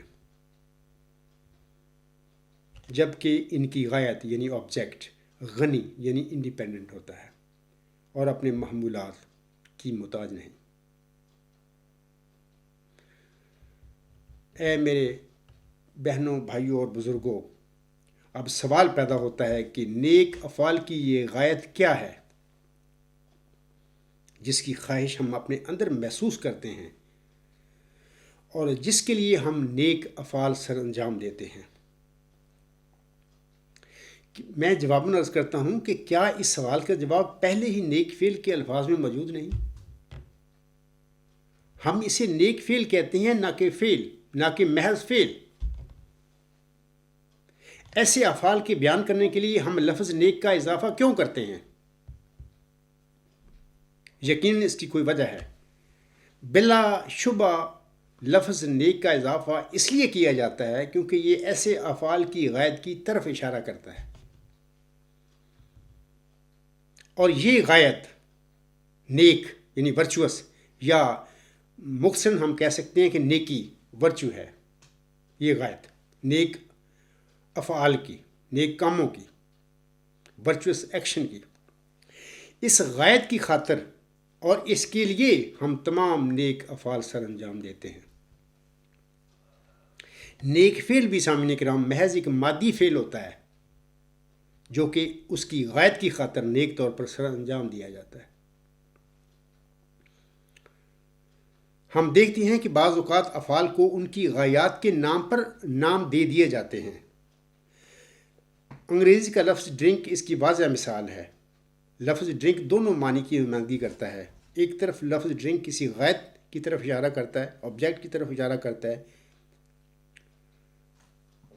یعنی کسی غایت پیاس، آبجیکٹو ڈرنک اس کی طرف اشارہ کرتا ہے، جیسے کہ ہم اکثر ہمارا استعمال ہوتے ہیں لفظ کولڈ ڈرنک، ہاٹ ڈرنک وغیرہ وغیرہ۔ جبکہ دوسری طرف یہ لفظ ڈرنک جو ہے، میں اس کی بات کر رہا ہوں، جبکہ دوسری طرف یہ لفظ پینے کے فعل ٹو ڈرنک کی طرف بھی اشارہ کرتا ہے۔ ہم دیکھتے ہیں کہ ایک ہی لفظ ڈرنک دونوں مفہوموں میں استعمال ہوتا ہے، اور یہ اپنے استعمال کے مطابق یا اپنے استعمال کے لحاظ سے بالکل مختلف معنی دیتا ہے۔ نیکی کے معاملہ میں بھی ایک ہی لفظ ورچو اپنے استعمال کے مطابق مختلف معنی دیتا ہے۔ سقراطی، اب میں اس کا نتیجہ جو ہے، میں اتنی ہمارے ساتھ میں باتیں کی ہیں، اس کا نتیجہ میں آپ لوگوں کے آگے پیش کرنے والا ہوں۔ سقراطی مقولہ یا سقراطی تصور ورچو از نالج کی اصطلاح نیکی نیک فعل کے مفہوم میں ہرگز استعمال نہیں کی گئی، کیونکہ جب ہم اس اصطلاح یا لفظ کو اخلاقی مفہوم میں استعمال کرتے ہیں تو یہ سارا مقولہ یا تصور یا اصول بے معنی بن جاتا ہے۔ یقیناً یہ اصطلاح کسی غائی آبجیکٹو مفہوم میں استعمال کی گئی ہے۔ سقراط نے اس سوال کا جواب کہ یہ اصطلاح کس مفہوم میں استعمال کی گئی ہے نہیں دیا، تبھی تو سارا 2500 سال سے یہ مسئلہ پڑا ہوا ہے کہ اس نیکی کا تصور ہے کیا۔ تو سقراط نے اس کا کوئی کس مفہوم میں یہ استعمال کی گئی ہے اس کا جواب نہیں دیا۔ وہ نیکی کی تعریف یا اس کے تصور کے متعلق عمر بھر بالکل خاموش رہا، جیسا کہ پروفیسر سٹیس صاحب اس حوالہ سے لکھتے ہیں۔ یہ ان کی وہی کتاب ہے، اس کا پیج ہے 158۔ وہ لکھتے ہیں so that in spite of the fact that his whole principle lay in the method of definition, سقراط کے متعلق وہ بتا رہا ہے، so that in spite of the fact that his whole principle lay in the method of definitions Socrates in fact left his followers without any definition of the supreme concept of his philosophy virtue. It was upon this point, therefore, that the followers of Socrates disagreed. They all agreed that virtue is the sole end of life, but they developed different ideas as to what sort of life is in fact virtuous. سٹیس کے ان الفاظ کا اس طرح اردو ترجمہ ہے، لہٰذا اس حقیقت کے باوجود کہ اس کا یعنی سقراط کا تمام اصول تعریفیں وضع کرنے میں مضمر تھا، سقراط نے در حقیقت اپنے پیروکاروں کو اپنے فلسفہ کے اعلیٰ تصور نیکی کی تعریف کے بغیر چھوڑ دیا۔ لہٰذا اس نقطہ پر اس کے پیروکاروں میں اختلاف تھا۔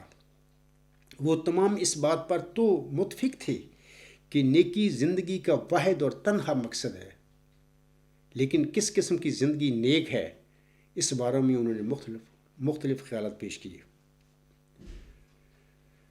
سامعین کرام، پروفیسر سٹیس صاحب کے بطور حوالہ پیش کیے گئے یہ جو میں نے مذکورہ الفاظ ہیں، ان سے دو باتیں ظاہر ہوتی ہیں، پتہ لگتا ہے ہمیں۔ پہلی بات یہ کہ سقراط نے بذات خود نیکی کی کوئی تعریف نہیں کی اور اس کے پیروکاروں نے اس کی مختلف طور پر یا مختلف رنگ میں تشریحات کی تھیں۔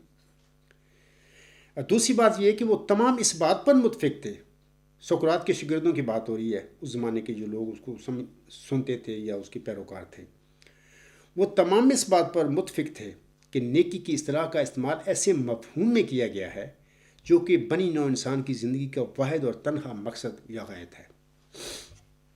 اب سوال پیدا ہوتا ہے کہ یہ نیکی کیا ہے جو کہ علم ہوتے ہوئے سقراط کے تصور کے مطابق ہماری زندگی کا واحد مقصد اور مدعا ہے۔ سامعین کرام، میں یہ عرض کرتا ہوں آپ لوگوں کے آگے کہ سقراط نے در حقیقت اس اصطلاح یعنی ورچو اور ایریٹے کا استعمال لفظ خیر یعنی دا بیسٹ، جس کو انگلش میں کہتے ہیں دا بیسٹ کے مفہوم میں کیا تھا، اور بجا طور پر یہ خیر یا ورچو یا ایریٹے اعلیٰ انتہائی ہمانگیر حق یعنی سپریم الٹیمیٹ یونیورسل ٹروتھ ہے۔ آگے بات کرنے سے پہلے سامعین کرام، میں چند باتیں تعریف کے متعلق کچھ کہنا چاہتا ہوں سامعین کو، یعنی کہ تعریف کسے کہتے ہیں۔ آپ لوگوں کو واضح رہے کہ جب ہم کسی شے کی تعریف کرتے ہیں تو ہم اس شے کی وہ صفات بیان کرتے ہیں جن کی موجودگی اس شے کے لیے لازمی ہوتی ہے۔ ایسی صفات کو تضمن کونوٹیشن کہتے ہیں۔ چنانچہ تعریف سے مراد ہے کسی شے کا تضمن بیان کرنا۔ تعریف میں صرف انہی صفات کو شامل کیا جاتا ہے جو کسی شے کے لیے ضروری ہوتے ہیں۔ اور جن کی عدم موجودگی میں وہ شے وہ نہیں کہلا سکتی جو کہ وہ ہے۔ مثلا انسان کی تعریف میں یہ کہنا کافی ہے کہ انسان حیوان عقل ہے۔ حیوان ہونا اور عقل ہونا انسان کے لیے ضروری صفات ہیں۔ اگر کوئی شے حیوان نہ ہو اور عقل بھی نہ ہو تو ہم اسے انسان نہیں کہہ سکتے۔ انسان کا تضمن انہی دو صفات پر مبنی ہے۔ پس کسی شے کی تعریف سے مراد اس شے کی وہ صفات ہیں جو اس کے لیے ضروری اور کافی ہوں۔ ارسطو کے بقول، جس کو دنیا معلم اول کہتی ہے، دنیا علم و حکمت میں، اس کے بقول تعریف علم کی ابتدا اور انتہا ہے۔ تعریف علم کی ابتدا اس لحاظ سے ہے کہ کسی شے کا علم حاصل کرنے کے لیے ہمیں اس شے کا صاف اور واضح تصور حاصل ہونے کی ضرورت ہوتی ہے۔ مثال کے طور پر ٹیچر جب اپنے شاگردوں کو مثلث کا سبق پڑھانا چاہتا ہے تو پہلے وہ مثلث کی تعریف بیان کرتا ہے۔ اگر وہ ایسا نہیں کرتا تو پھر اس کے شاگرد یہ سمجھ ہی نہیں سکیں گے کہ ان کا ٹیچر ان کو کیا پڑھا رہا ہے۔ تعریف علم کی انتہا سامعین کرام اس لحاظ سے ہے کہ علم کا نصب و لین اشیاء کی مکمل تعریفوں کا علم حاصل کرنا ہوتا ہے۔ چنانچہ کچھ تعریفیں ابتدائی یعنی پرائمری ہوتی ہیں اور کچھ تعریفیں آخری یعنی فائنل ہوتی ہیں۔ آخری یعنی مکمل تعریفیں علم کا مقصود ہوتی ہیں اور تعریف علم کی انتہا اسی معنی میں ہے۔ یہاں پر میں تھوڑا سا گزارش کرنا چاہتا ہوں کہ جب میں نے یہ غور و فکر شروع کیا تھا، یہ 1983 کی بات ہے، نومبر دسمبر کی باتیں ہیں، تو 4-6 ہفتے میں جیسے کہ اسٹیج صاحب نے بھی کہا ہے کہ ورچوئل نالج جو اگر ہم اس کو سمجھنا چاہیں انہی الفاظ میں اسی ترتیب میں جو یہ نظریہ سقراط نے کہا تھا تو ہم یہ دائرے میں پھرتے رہیں گے۔ تو میں بھی 4-6 ہفتے میرے ساتھ بھی ایسا ہی ہوا کہ میں بھی دائرے میں گھومتا رہا، کچھ پتہ نہیں مجھے۔ پھر اللہ تعالیٰ جب کسی انسان پر فضل کرتا ہے تو کچھ نہ کچھ پھر ذرائع پیدا کر دیتا ہے، جیسے کہ ایک فارسی کا مقولہ ہے، رحمت حق بہانہ می جوید۔ تو میں بھی پھر وہ جمعے کا خاص دن تھا، یہ دسمبر 1983 کی بات ہے، کوئی درمیان کا مڈل دسمبر کی بات ہے۔ میں جمعہ پڑھ کے پھر اپنا اسی کام میں لگ گیا کہ سوچنا شروع کر دیا ابھی یہ کیا ہے، کیا سقراط نے جس نیکی کو علم قرار دیا ہے وہ نیکی ہے کیا۔ تو میں میرا کمرہ تھا، میں اکیلے ہی وہاں پہ رہا کرتا تھا، تو میں بیٹھا پھر غور و فکر کرنا شروع کر دیا۔ میرے دل میں ایک تحریک آئی، میں تحریک ہی کہتا ہوں، اس وقت نہیں مجھے پتا تھا کہ یہ کس نے ڈالی ہے میرے دل میں کہ میں کیوں نہ اللہ تعالیٰ کے حضور یہ سوال رکھ کر اس سے پوچھوں کہ اے اللہ کہ یہ جو سقراط نے جس نیکی کو علم قرار دیا تھا اس کا کیا مطلب، مجھے نہیں پتا۔ تو یہ سچی باتیں میں آپ لوگوں کو بتا رہا ہوں۔ میں اپنے کمرے میں قبلہ رخ ہو کر چارپائی پر ہی سجدہ ریز ہو گیا اللہ تعالیٰ کے حضور، اور میں نے وہاں پر کچھ دعائیں تھیں جو اکثر میں پڑھا کرتا تھا طالب علمی زندگی میں، آج بھی پڑھا کرتا ہوں میں، کیونکہ اس کا فائدہ ہی فائدہ ہے، اور تقریباً عامدی جو اسٹوڈنٹس ہیں سارے پڑھتے ہیں ان دعاؤں کو، میں بھی پڑھا کرتا تھا، میں ان کا چاہتا ہوں ذکر کر دوں۔ وہ دعائیں اس طرح تھی سجدے میں جو میں نے پڑھی، رب زدنی علما، اے میرے رب مجھے میرے علم میں زیادتی عطا فرما، رب علمنی ما ہوا خیر عندک، اے میرے رب مجھے وہ کچھ سکھلا جو تیرے نزدیک بہتر ہے، رب ارنی انوارک الکلیات، اے میرے رب مجھے اپنے وہ تمام انوار دکھلا جو محیط کل ہیں، رب ارنی حقائق الاشیاء، اے میرے رب مجھے اشیاء کے حقائق دکھلا۔ یہ 5ویں دعا یہ تھی کہ اے ازلی و ابدی خدا مجھے زندگی کا شربت پلا۔ تو میں نے 7-8 منٹ یہ دعائیں اللہ تعالیٰ کے حضور میں پڑھتا رہا، اللہ تعالیٰ کی محبت میں اور اس یقین میں ڈوب کر کے اللہ تعالیٰ قادر مطلق ہے، اس کو سارا علم ہے، میں تو لا علم مدعو، مجھے تو پتہ ہی کوئی نہیں۔ تو سامنے کرام یاد رکھیں کہ میں 7-8 منٹ میں جب یہ دعائیں پڑھیں تو یہ ساری دعائیں اگر دیکھا جائے تو یہ دعائیں اس قسم کی ہیں کہ جن میں اللہ تعالیٰ کی علم و معرفت کا ذکر ملتا ہے. اشیاء کے حقائق کیا ہیں؟ یہ علم و معرفت کی باتیں ہیں. محیط کل انوار کیا ہیں؟ یہ بھی علم و معرفت کی باتیں ہیں. تو یہ ساری دعائیں تھیں، ان کا تعلق علم و حکمت سے ہے. تو اللہ تعالیٰ نے پھر یہ چیزیں کھولیں اور سجدہ میں ہی مجھے پتہ چل گیا کہ اللہ نے میری یہ دعائیں قبول فرما لی ہیں. میں اس مبارک سجدے سے پہلے بھی سجدے کیا کرتا تھا، نمازیں پڑھتا تھا. تو یہ سجدہ ہی کچھ اور تھا. یہ خاص خدا کا کوئی اپنا ایک فضل تھا مجھ پر. اور میں اکثر کہا کرتا ہوں اپنے لیکچروں میں بھی، یہ بات بتاتا ہوں خطبات میں بھی، کہ جیسے نبی پاک صلی اللہ علیہ وسلم میں ایک واقعہ ہوا تھا غار حرا میں. تو یہ دارالحمد جو ہے ہاسٹل جماعت احمدیہ کا مسلم ٹاؤن، نیو مسلم ٹاؤن میں، یہ اس اسٹوڈنٹ روم تھا، وہ سرونٹ کوارٹر تھا جس میں میں رہا کرتا تھا. تو یہ جو سجدے کا واقعہ میرے ساتھ ہوا، یہ بھی میرے ایک قسم کا یہ وہ روحانی واقعہ ملتا جلتا تھا یہ غار حرا کی طرح. تو مجھے سجدے میں پتہ لگ گیا کہ سارا اللہ نے دعائیں میری قبول کر رہی ہیں. اور میں 4-6 ہفتے جس چیز کے متعلق سوچتا رہا، کچھ بھی نہیں، دائرے میں گھومتا رہا، بے انتہا علم اسی سجدے میں میرے دل کی طرف آ گیا. میں ایک ایسا ذاتی ایک واقعہ ہے، میں صرف بتا ہی سکتا ہوں لوگوں کو. لوگ یقین نہیں اکثر کرتے، یہ کیسے ہو سکتا ہے جنبا صاحب، یکدم سجدے میں تمہیں سب کچھ مل گیا. میرا ایک ذاتی واقعہ ہے، میں اس واقعہ سے گزرا ہوں روحانی طور پر. اور میں یہ بھی کہتا ہوں، اور حلفاً یہ بات میں کہتا ہوں کہ جب میں سجدے میں گیا تھا، یہ اللہ تعالیٰ سے نیکی علم ہے کہ حقیقت جاننے کے لیے، اور یہ میں دعائیں پڑھی تھیں جاننے سے، جب گیا تھا تو میں عبدالغفار جنبا تھا. جب میں اٹھا تھا 8 منٹ کے بعد، میں خدا کی قسم کھا کر کہتا ہوں، تو اس وقت میں وہ عبدالغفار جنبا جو سجدے میں گیا تھا وہ نہیں تھا. میں اس وقت مئو ذکی غلام مسیح الزماں بن چکا تھا. خدا نے اس سجدے میں بتا دیا سب کچھ، مجھے بنا دیا. تو یہ روحانی دنیا کی باتیں ہیں، لوگ نہیں سمجھ سکتے. جو ان روحانی تجربات میں سے نہ گزرے ہوں ان کے لیے یہ ناممکن ہے باتیں. یہ کیسے ہو سکتا ہے؟ وہ عقل سے سوچتے ہیں، لیکن یہ روحانی دنیا کی کیفیات کچھ اور ہوتی ہیں.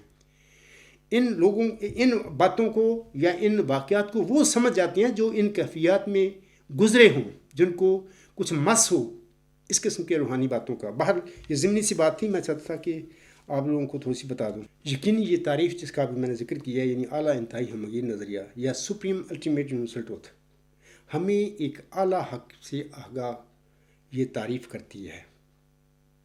اعلیٰ حق مینس سپریم ٹروتھ، جس نے پوری کائنات کا احاطہ کیا ہوا ہے. یہ وہی دعائیں آ گئی جو میں نے پڑھی تھی سجدہ میں، ان کی بات ہو رہی ہے، یہ ان کا جواب ہے جو مجھے دیا گیا. اور وہی یعنی اعلیٰ حق سپریم الٹیمیٹ یونیورسل ٹروتھ، وہی انسانی زندگی کی تنہا اور واحد غایت ہے. اے میرے احمدی بہنوں، بھائیوں اور بزرگوں، تم تو مرزا غلام صاحب پر ایمان لاتے ہو، اگرچہ بلائے قادیان جو ہے انہوں نے اپنے پیروکاروں کو مرزا غلام صاحب سے خود بھی یہ مرتد ہوئے، ان کو بھی مرتد بنا بیٹھے ہیں، وہ مرتد کر دیے گئے ہیں. وہ نام لیتے ہیں صرف مرزا صاحب کا، بلکہ اصل مانتے مرزا بشیر الدین محمود کو. تو تم تو مانتے ہو مرزا صاحب کو، وہ ایک سچا صادق انسان تھا. غیر احمدی تو ان پر الزام لگاتے ہیں، بد زبانی کرتے ہیں اس شخص کے متعلق. تو میں کہتا ہوں کہ چلہ ہوشیارپور میں مرزا غلام احمد یعنی محمدی مریم کو جس نشان رحمت کی خبر دی گئی تھی، یا جس ذکی غلام کی خبر دی تھی اللہ تعالیٰ نے محمدی مریم کو، اس کی جو مرکزی نشانیاں ہیں وہ اس طرح ہیں. میں اکثر پڑھا کرتا ہوں، آج پھر میں ایک لیکچر اسی موضوع کے حوالہ سے میں پڑھ دیتا ہوں. اللہ تعالیٰ فرماتا ہے اس موضوع نشان رحمت یا موضوع ذکی غلام کے متعلق، وہ سخت ذہین و فہیم ہوگا اور دل کا حلیم، اور علوم ظاہری و باطنی سے پر کیا جائے گا، اور وہ 3 کو 4 کرنے والا ہوگا. اس کے معنی سمجھ میں نہیں آئے. آگے اللہ فرماتا ہے، دوشنبہ ہے مبارک دوشنبہ، فرزند دل بند گرامی عظمند، مظہر الاول والآخر، مظہر الحق والعلا، کأن اللہ نزل من السماء. دیکھیں یہ جو ابھی میں نے مرکزی علمی اور قطعی الہامی علامتیں پڑھی ہیں، نشانیاں پڑھی ہیں اس بندے کی، اس نشان رحمت کی، اس ذکی غلام کی. آپ دیکھیں کہ ان میں یہ لفظ آتے ہیں کہ مظہر الحق والعلا کأن اللہ نزل من السماء، یعنی حق اور اعلیٰ کا مظہر، گویا خدا آسمان سے اترا. تو یہ وہ باتیں شروع ہو گئی نا. یہ وہی شخص ہے جو نشانی رحمت جس کو اللہ نے بنانا تھا، جس کو اللہ تعالیٰ نے ذکی غلام مسیح الزماں ہونے کی عزت بخشنی تھی، تو یہ اسی حوالے سے یہ علامتیں اللہ نے مرزا غلام احمد صاحب پر نازل فرمائی تھیں۔ تو یہ دیکھو، یہ عاجز تمہیں بتا رہا ہے کہ اللہ نے مجھے کیا بتایا، الہامی طور پر بتایا سب کچھ، کہ یہ وہی نشانیاں ہیں ذکی غلام کی نشان رحمت کی، جو کہ الہامی پیش گوئی محمدی مریمت مرزا غلام احمد صاحب کو چلہ شاہپور میں بخشی گئی تھی۔ مصر الحق والعلائے کا ان اللہ نزل من السماء، اعلیٰ اور حق کا مظہر گویا خدا آسمان سے اترا۔ سامعین کرام، جہاں تک نیکی کی نوعیت کا تعلق ہے تو یہ ایک فلسفیانہ اور حکیمانہ یعنی فلسفیکل ٹروتھ ہے، اور یہ حکیمانہ یا فلسفیانہ ٹروتھ ہوتے ہوئے مادی اور غیر مادی سچائیوں سے بالا ہے۔ اور یہ بھی یاد رکھیں کہ یہ ہر جگہ موجود ہے، اور ہمارا شعور اور ہماری بصیرت اس کی موجودگی کا مشاہدہ کر سکتے ہیں، تاہم ہماری مادی آنکھیں اسے دیکھ نہیں سکتی۔ یہ عاجز میری بصیرت اور میرا مائنڈ، تصور میرا جو ہے، ہر لمحہ اس وجود کو، اس ٹروتھ کو دیکھتا ہے، میری نظریں اسی پر ہوتی ہیں۔ وہ کیا ہے؟ سپریم الٹیمیٹ یونیورسل ٹروتھ ہر جگہ موجود ہے، لیکن ہماری مادی آنکھیں اس کو دیکھ نہیں سکتی۔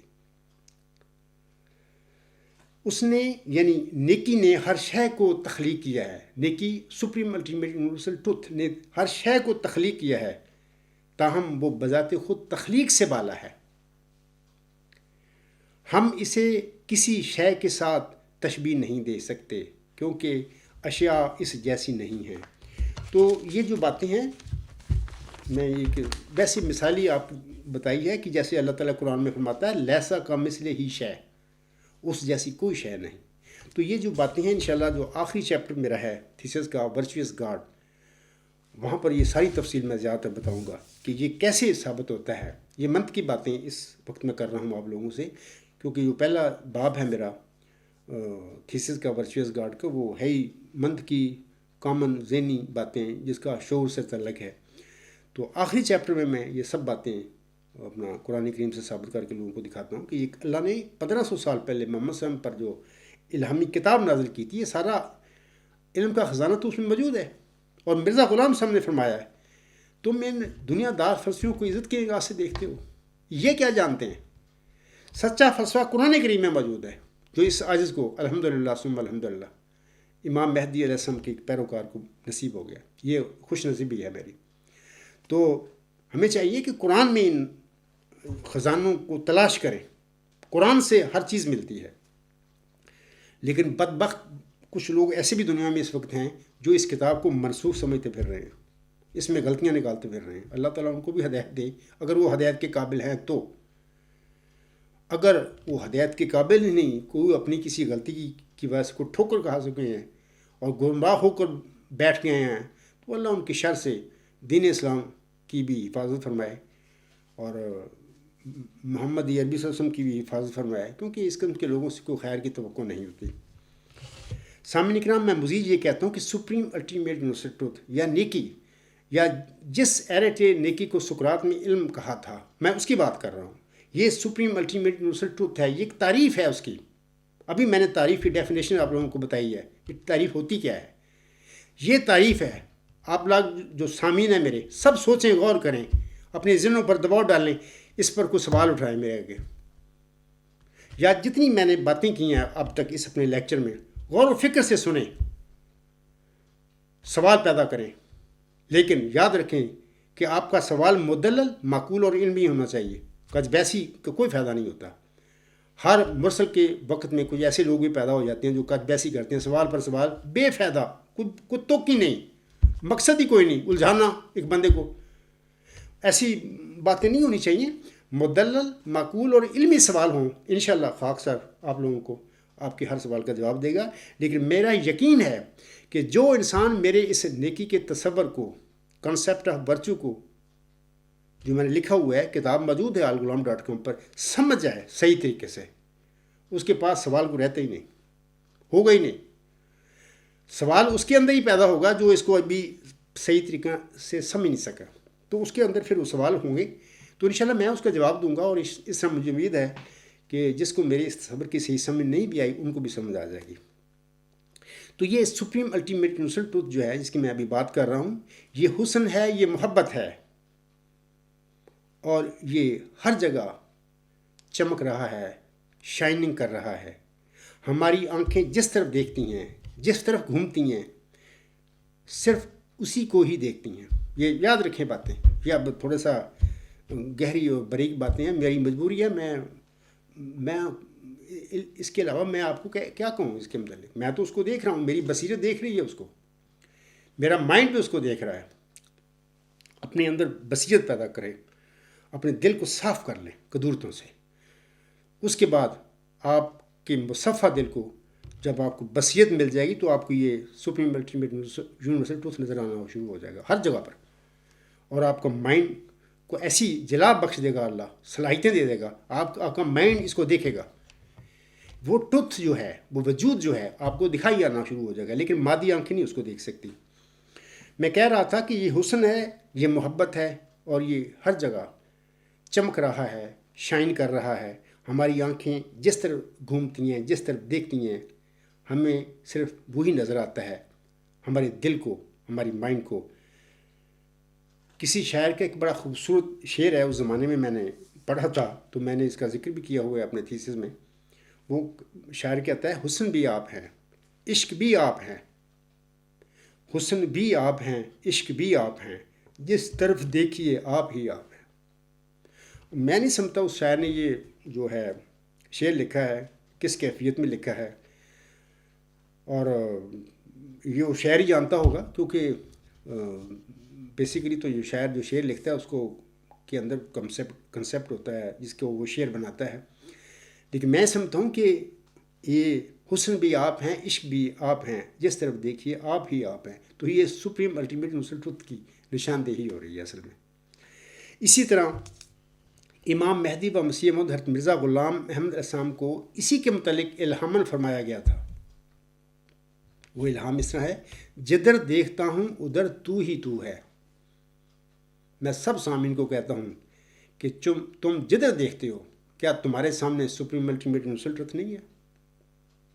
وہی ہے، لیکن تمہاری مادی آنکھیں نہیں اس کو دیکھ سکتی۔ جتنی جس کے پاس روحانی بصیرت ہے، جتنا جس کا مائنڈ مصفہ ہے، اس کو وہ نظر آتا ہے۔ تو یہ حضرت مرزا غلام صاحب کا شعر ہے۔ اس کے بعد سامعین کرام، آخر پہ ہوں میں اب اپنے اس لیکچر کے۔ اب ہم یہ چاروں جو لفظ میں نے بتائے ہیں آپ لوگوں کو، سپریم الٹیمیٹ یونیورسل ٹروتھ یا اعلیٰ انتہائی ہمگیر حق، اس کے متعلق کچھ میں بتانا چاہتا ہوں۔ آخری اور یہ جو آخری لفظ ہے، حق ہے، دا ٹروتھ۔ حق سے مراد سامعین کرام وہ ذات ہے جو کہ جھوٹ یا فریب کے بالمقابل ہو۔ یہ لفظ ایک ایسی حقیقت کی طرف اشارہ کرتا ہے جو کہ خود بخود موجود ہے۔ تیسرے لفظ ہمگیر، یونیورسل سے مراد ایسا سچ ہے جو کہ کائنات سے متعلق اور اس پر محیط ہے۔ رب ارنی انوار کل کلیات، یہ دیکھو نا وہ دعا ہے جو میں نے پڑھی تھی سجدہ میں، اے میرے رب مجھے وہ انوار دکھلا جو محیط کل ہیں۔ تو یہ یونیورسل سے مراد ایسا سچ ہے جو کہ کائنات سے متعلق اور اس پر محیط ہے۔ نہ تو یہ کائنات ہے یعنی یونیورسل، اور نہ ہی کائنات میں پائے جانے والی کوئی شے، لیکن اس کے باوجود کوئی شے اس کی قدرت کاملہ یعنی اومنی پوٹینس اور اس کی حاضریت و ناظریت، اومنی پریسنس سے باہر نہیں رہ سکتی۔ خاکسار کا مضمون الغلام.com پر ہے، اس کا نمبر ہے 124۔ اس کا عنوان اس طرح ہے کہ اللہ تعالیٰ حاضر و ناظر یعنی اومنی پریزنٹ ہے۔ تو دوست جو ہیں زیادہ شغف رکھتے ہیں فلسفہ سے یا علم و معرفت سے یا باریک باتوں سے، تو وہ ضرور اس میرے مضمون تھوڑا سا طویل ہے وہ پڑھیں، کیونکہ آج کل میں یہی باتیں میں بتاؤں گا اپنے لیکچروں میں زیادہ تر، اور مقصد میرا یہ ہے کہ ورچوئس گاڈ کی حقیقت جو لوگوں کو پتہ چل جائے۔ اچھا، دوسرا لفظ جو ہے وہ انتہائی ہے، الٹیمیٹ، یہ اس حج کی طرف اشارہ کرتا ہے جو کہ آخری یا انتہائی یعنی معنی خیز ہو، سگنیفیکینٹ ہو۔ سامعین کرام، الٹیمیٹ وہ ہے جو انسانی نظروں سے بہت دور ہے۔ قرآن کی ایک آیت ہے، یہ میں انشاءاللہ آخری چیپٹر جب بتاؤں گا، تیسرا چیپٹر ورچوئس گاڈ اس کا عنوان ہے، وہاں پر تفصیل سے میں قرآن کی پھر آیات بتاؤں گا کہ یہ جو میری جتنی بحث ہے یہ ساری قرآن کریم کے مطابق ہے۔ قرآن کریم کی ایک آیت ہے سورۃ انعام کی آیت نمبر 104، اس میں اللہ تعالیٰ فرماتا ہے لا تدرکہ الابصار وہو یدرک الابصار وہو اللطیف الخبیر، یعنی نظریں یا آنکھیں اس کو نہیں پا سکتی، ہاں وہ خود آنکھوں تک یا نظروں تک پہنچ جاتا ہے یا پہنچتا ہے، اور وہ بہت باریک بین اور ہمیشہ باخبر رہنے والا ہے۔ تو یہ تو لفظ تھا دوسرا، انتہائی، الٹیمیٹ۔ اسی طرح جو پہلا لفظ ہے اعلیٰ، سپریم، یہ اس ذات کی طرف سامنے کے نام اشارہ کرتا ہے جو کہ بہت بلند اور طاقت کی مالک ہو۔ یہ وہ ہستی ہے جو کہ تخلیق کرتی ہے، پرورش کرتی ہے اور مارتی ہے، جبکہ خود تخلیق، پرورش اور موت اور فنا سے بالا ہے۔ یہ سپریم الٹیمیٹ یونیورسل ٹروتھ کی بات ہو رہی ہے، اور سپریم کی میں اس وقت میں بات کر رہا ہوں لفظ کی۔ یہ تعریف جو ہے نا سپریم الٹیمیٹ یونیورسل ٹروتھ، اس میں یہ چارے لفظ آتے ہیں۔ اس سیکوینس میں جب ہم پڑھتے ہیں سپریم الٹیمیٹ یونیورسل ٹروتھ، تو ہم ایک ایسے وجود کو پاتے ہیں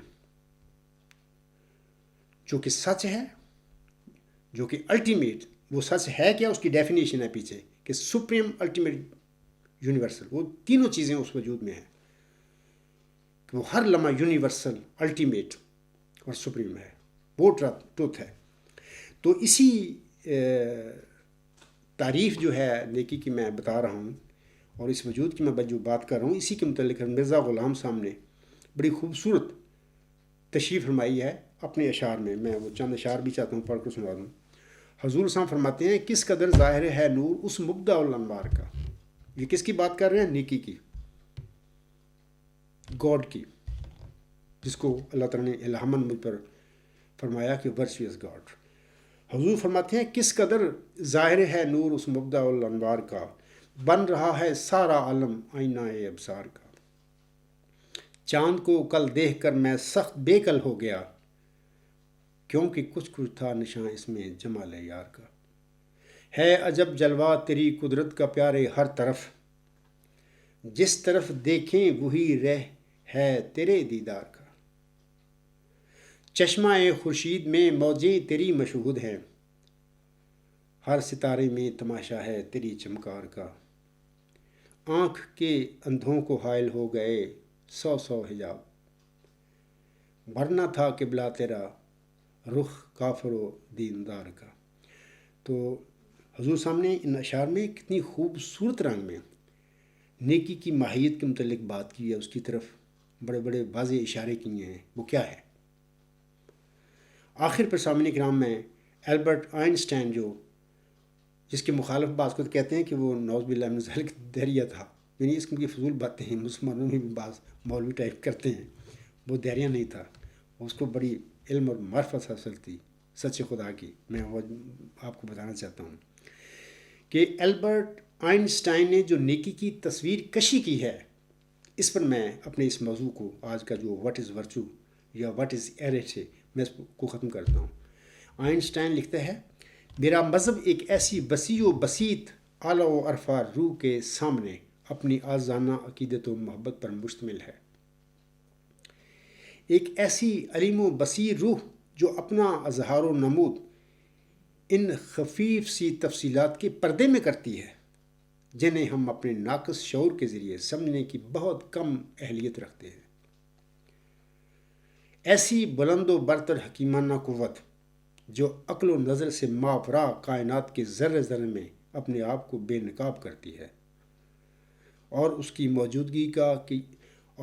موجودگی کا یہ عمیق وجدانی عقیدہ خدا کی ذات کے متعلق میرے تخیل کی تشکیل کرتا ہے۔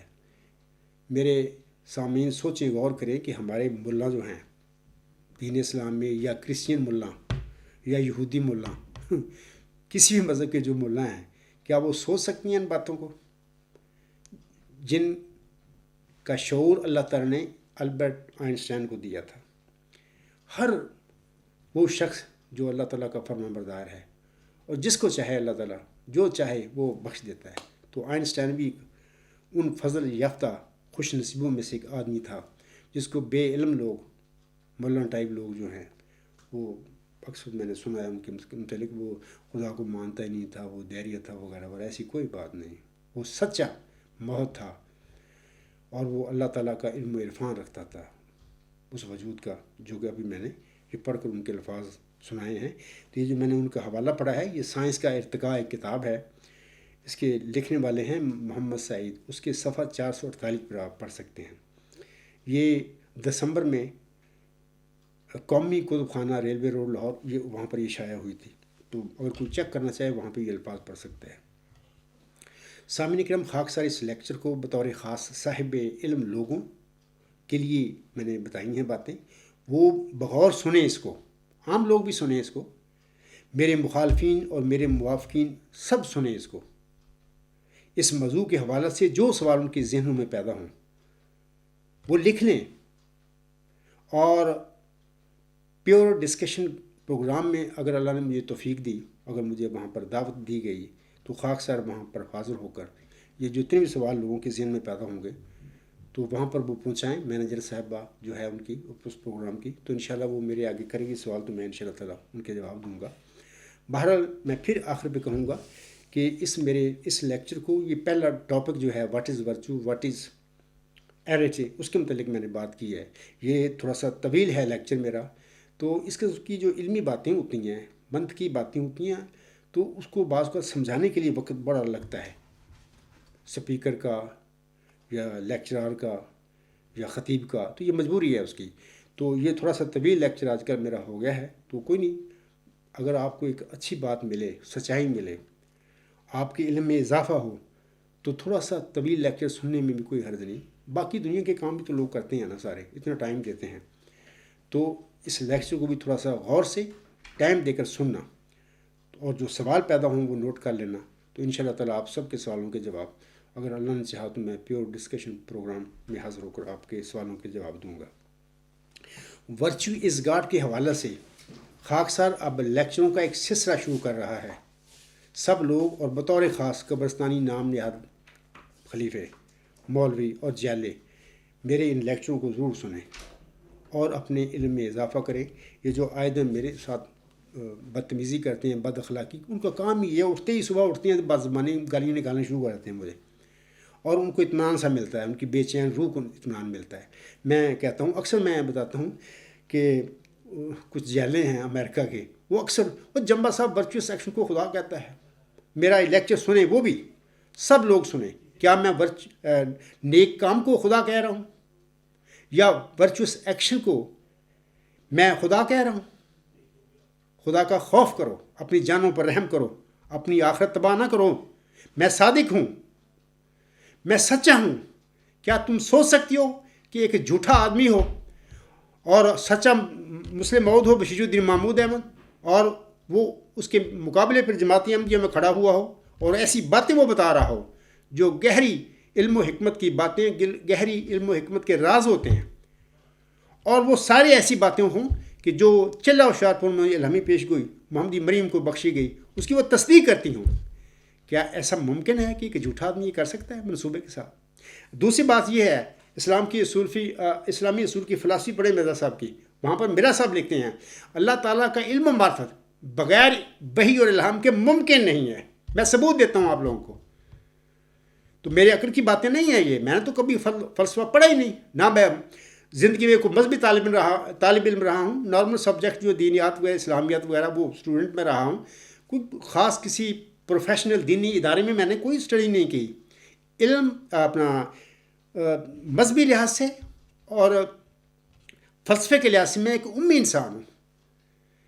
کیا ایک امی انسان نے یہ سارا کام کر دیا اور وہ آج کھڑا ہے اور اس کے آگے وہ جو بشیر الدین محمود کو مسلم موعود بنانے والے ہیں سارے بھاگ کھڑے ہوئے ہیں اس کے آگے سے، اس کا سامنا کرنے کے لیے تیار نہیں؟ مرزا غلام صاحب فرماتے ہیں کہ علم و حکمت بغیر الہام اور وحی کے مل ہی نہیں سکتا. پڑھیں اسلامی اصول کی فلسفی. تو آپ یا مجھے لاجواب کریں میرے اس ورچوئس گاڈ کا جو کنسیپٹ ہے.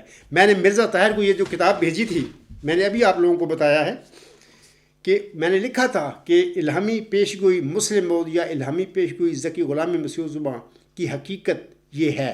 یہ اب میں وہی آپ لوگوں کو بتا رہا ہوں کھول کے. انشاءاللہ ہر چیز بتاؤں گا کہ کس طرح اللہ تعالیٰ نے ایک صدی قبل چلہ ہوشیارپور میں محمد مریم کو ان باتوں کی خبر دے دی تھی کہ اس بندے کی یہ نشانیاں ہوں گی. اور یہ نشانیاں اللہ نے وہ بنانا نا، بندے نے تو نہیں نہ بنانا. جو بندوں نے بنایا تھا یا خود بنا تھا، دیکھ لیا اس کا حال کیا ہے. وہ سامنا کرنے کے لیے اس کی جماعت نہیں میرے سامنے آ رہی. وہ تو فوت ہو چکا ہے، دنیا سے جا چکا ہے. یہ گند ڈال کے احمدیت میں، یہ ظلم کر کے جماعت احمدیہ پر بھی، مرزا غلام وسلم کے ماننے والوں پر بھی، اور اپنے جان پر بھی ظلم کر کے گیا ہے اس دنیا سے. وہ کہاں ہے اس کا معاملہ میں بات کرتا، وہ جانے، اللہ جانے. لیکن وہ سخت ابتلا میں ڈال گیا مرزا غلام وسلم کے ماننے والوں کو. کیا کریں، کدھر جائیں؟ لیکن اپنے آپ کو زندہ کرو. تم ہی وہ لوگ ہو جن کا الہامی پیشگوئی مسلم موعود میں ذکر ہے. جیسے کہ اللہ فرماتا ہے، اے مظفر تجھے سلام، خدا نے یہ کہا تا وہ جو زندگی کے خواہاں ہیں موت کے پنجہ سے نجات پاویں، اور وہ جو قبروں میں دبے پڑے ہیں باہراں میں. قبروں میں اس وقت کون دبا پڑا ہے؟ تم لوگ ہو. وہ تمہارے پاس کوئی طاقت ہے، جرت ہے کہ تم سوال کرو اٹھ کے اپنے نام نہاد خلیفے سے، اپنے امیروں سے، اپنے مبلغوں سے؟ اب تم مرے ہوئے لوگ ہو. انشاءاللہ وہ ذکی غلام ہے، وہ نشان رحمت ہے جو انشاءاللہ آپ کی زندگی کا باعث اب بننے والا ہے. جیسے کہ اللہ تعالیٰ اس کے متعلق فرماتا ہے، وہ جلد بڑھے گا اور اسیروں کی رستگاری کا موجب ہوگا انشاءاللہ. اور تم ہی اسیر ہو انشاءاللہ. بڑی جلدی تم اس اسیری سے نجات پا جاؤ گے. تو پھر میں کہتا ہوں کہ میرے پر یہ الزام لگائے جاتے ہیں کہ لمبا عرصہ سے 2014 سے میں یہ بک سن رہا ہوں مخالفوں کی. نہیں، جمبا صاحب کہتے ہیں نیک کام خدا ہے. اب یہ سننا میرا آج کا پہلا ایک لیکچر ہے. اس چیپٹر جو ہے دی سینس آف ورچو ہے، 5 عنوانات کے تحت میں نے اس پہ باتیں کی ہیں. آج پہلا ایک ٹاپک میں نے آپ سے بتایا ہے. آگے 4 ٹاپک ہیں انشاءاللہ اگلے آئندہ لیکچر میں اس کی بات کروں گا. اور میں بتاؤں گا کہ تم اتنے بے علم لوگ ہو کو خدا کا خوف کرو، مرزا صاحب کو ماننے والے ہو. مرزا غلام صاحب نے تو اپنے پیروکاروں کے اندر تقویٰ پیدا کیا تھا. تمہارا تقویٰ کہاں گیا ہے؟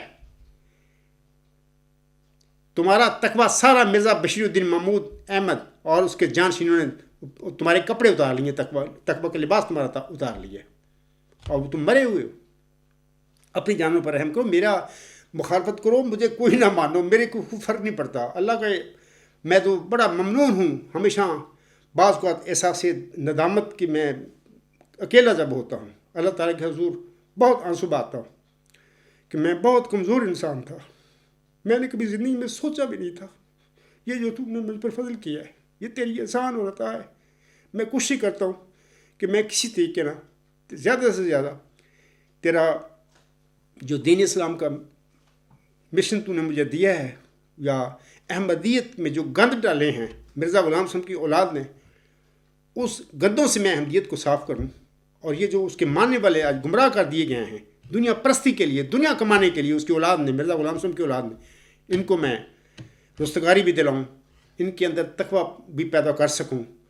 اور تو میری مدد فرما. انشاءاللہ وہ مدد فرمائے گا، یہ سارے کام ہوں گے. تو آخر پہ میں اپنے اس لیکچر کو ختم کرتا ہوں. وما علینا الا البلاغ وآخر دعوانا الحمد للہ رب العالمین. فالحمد للہ اولم بآخرم وظاہرم وباطنن هو مولانا نعم المولا و نعم النصیر و نعم الوکیل.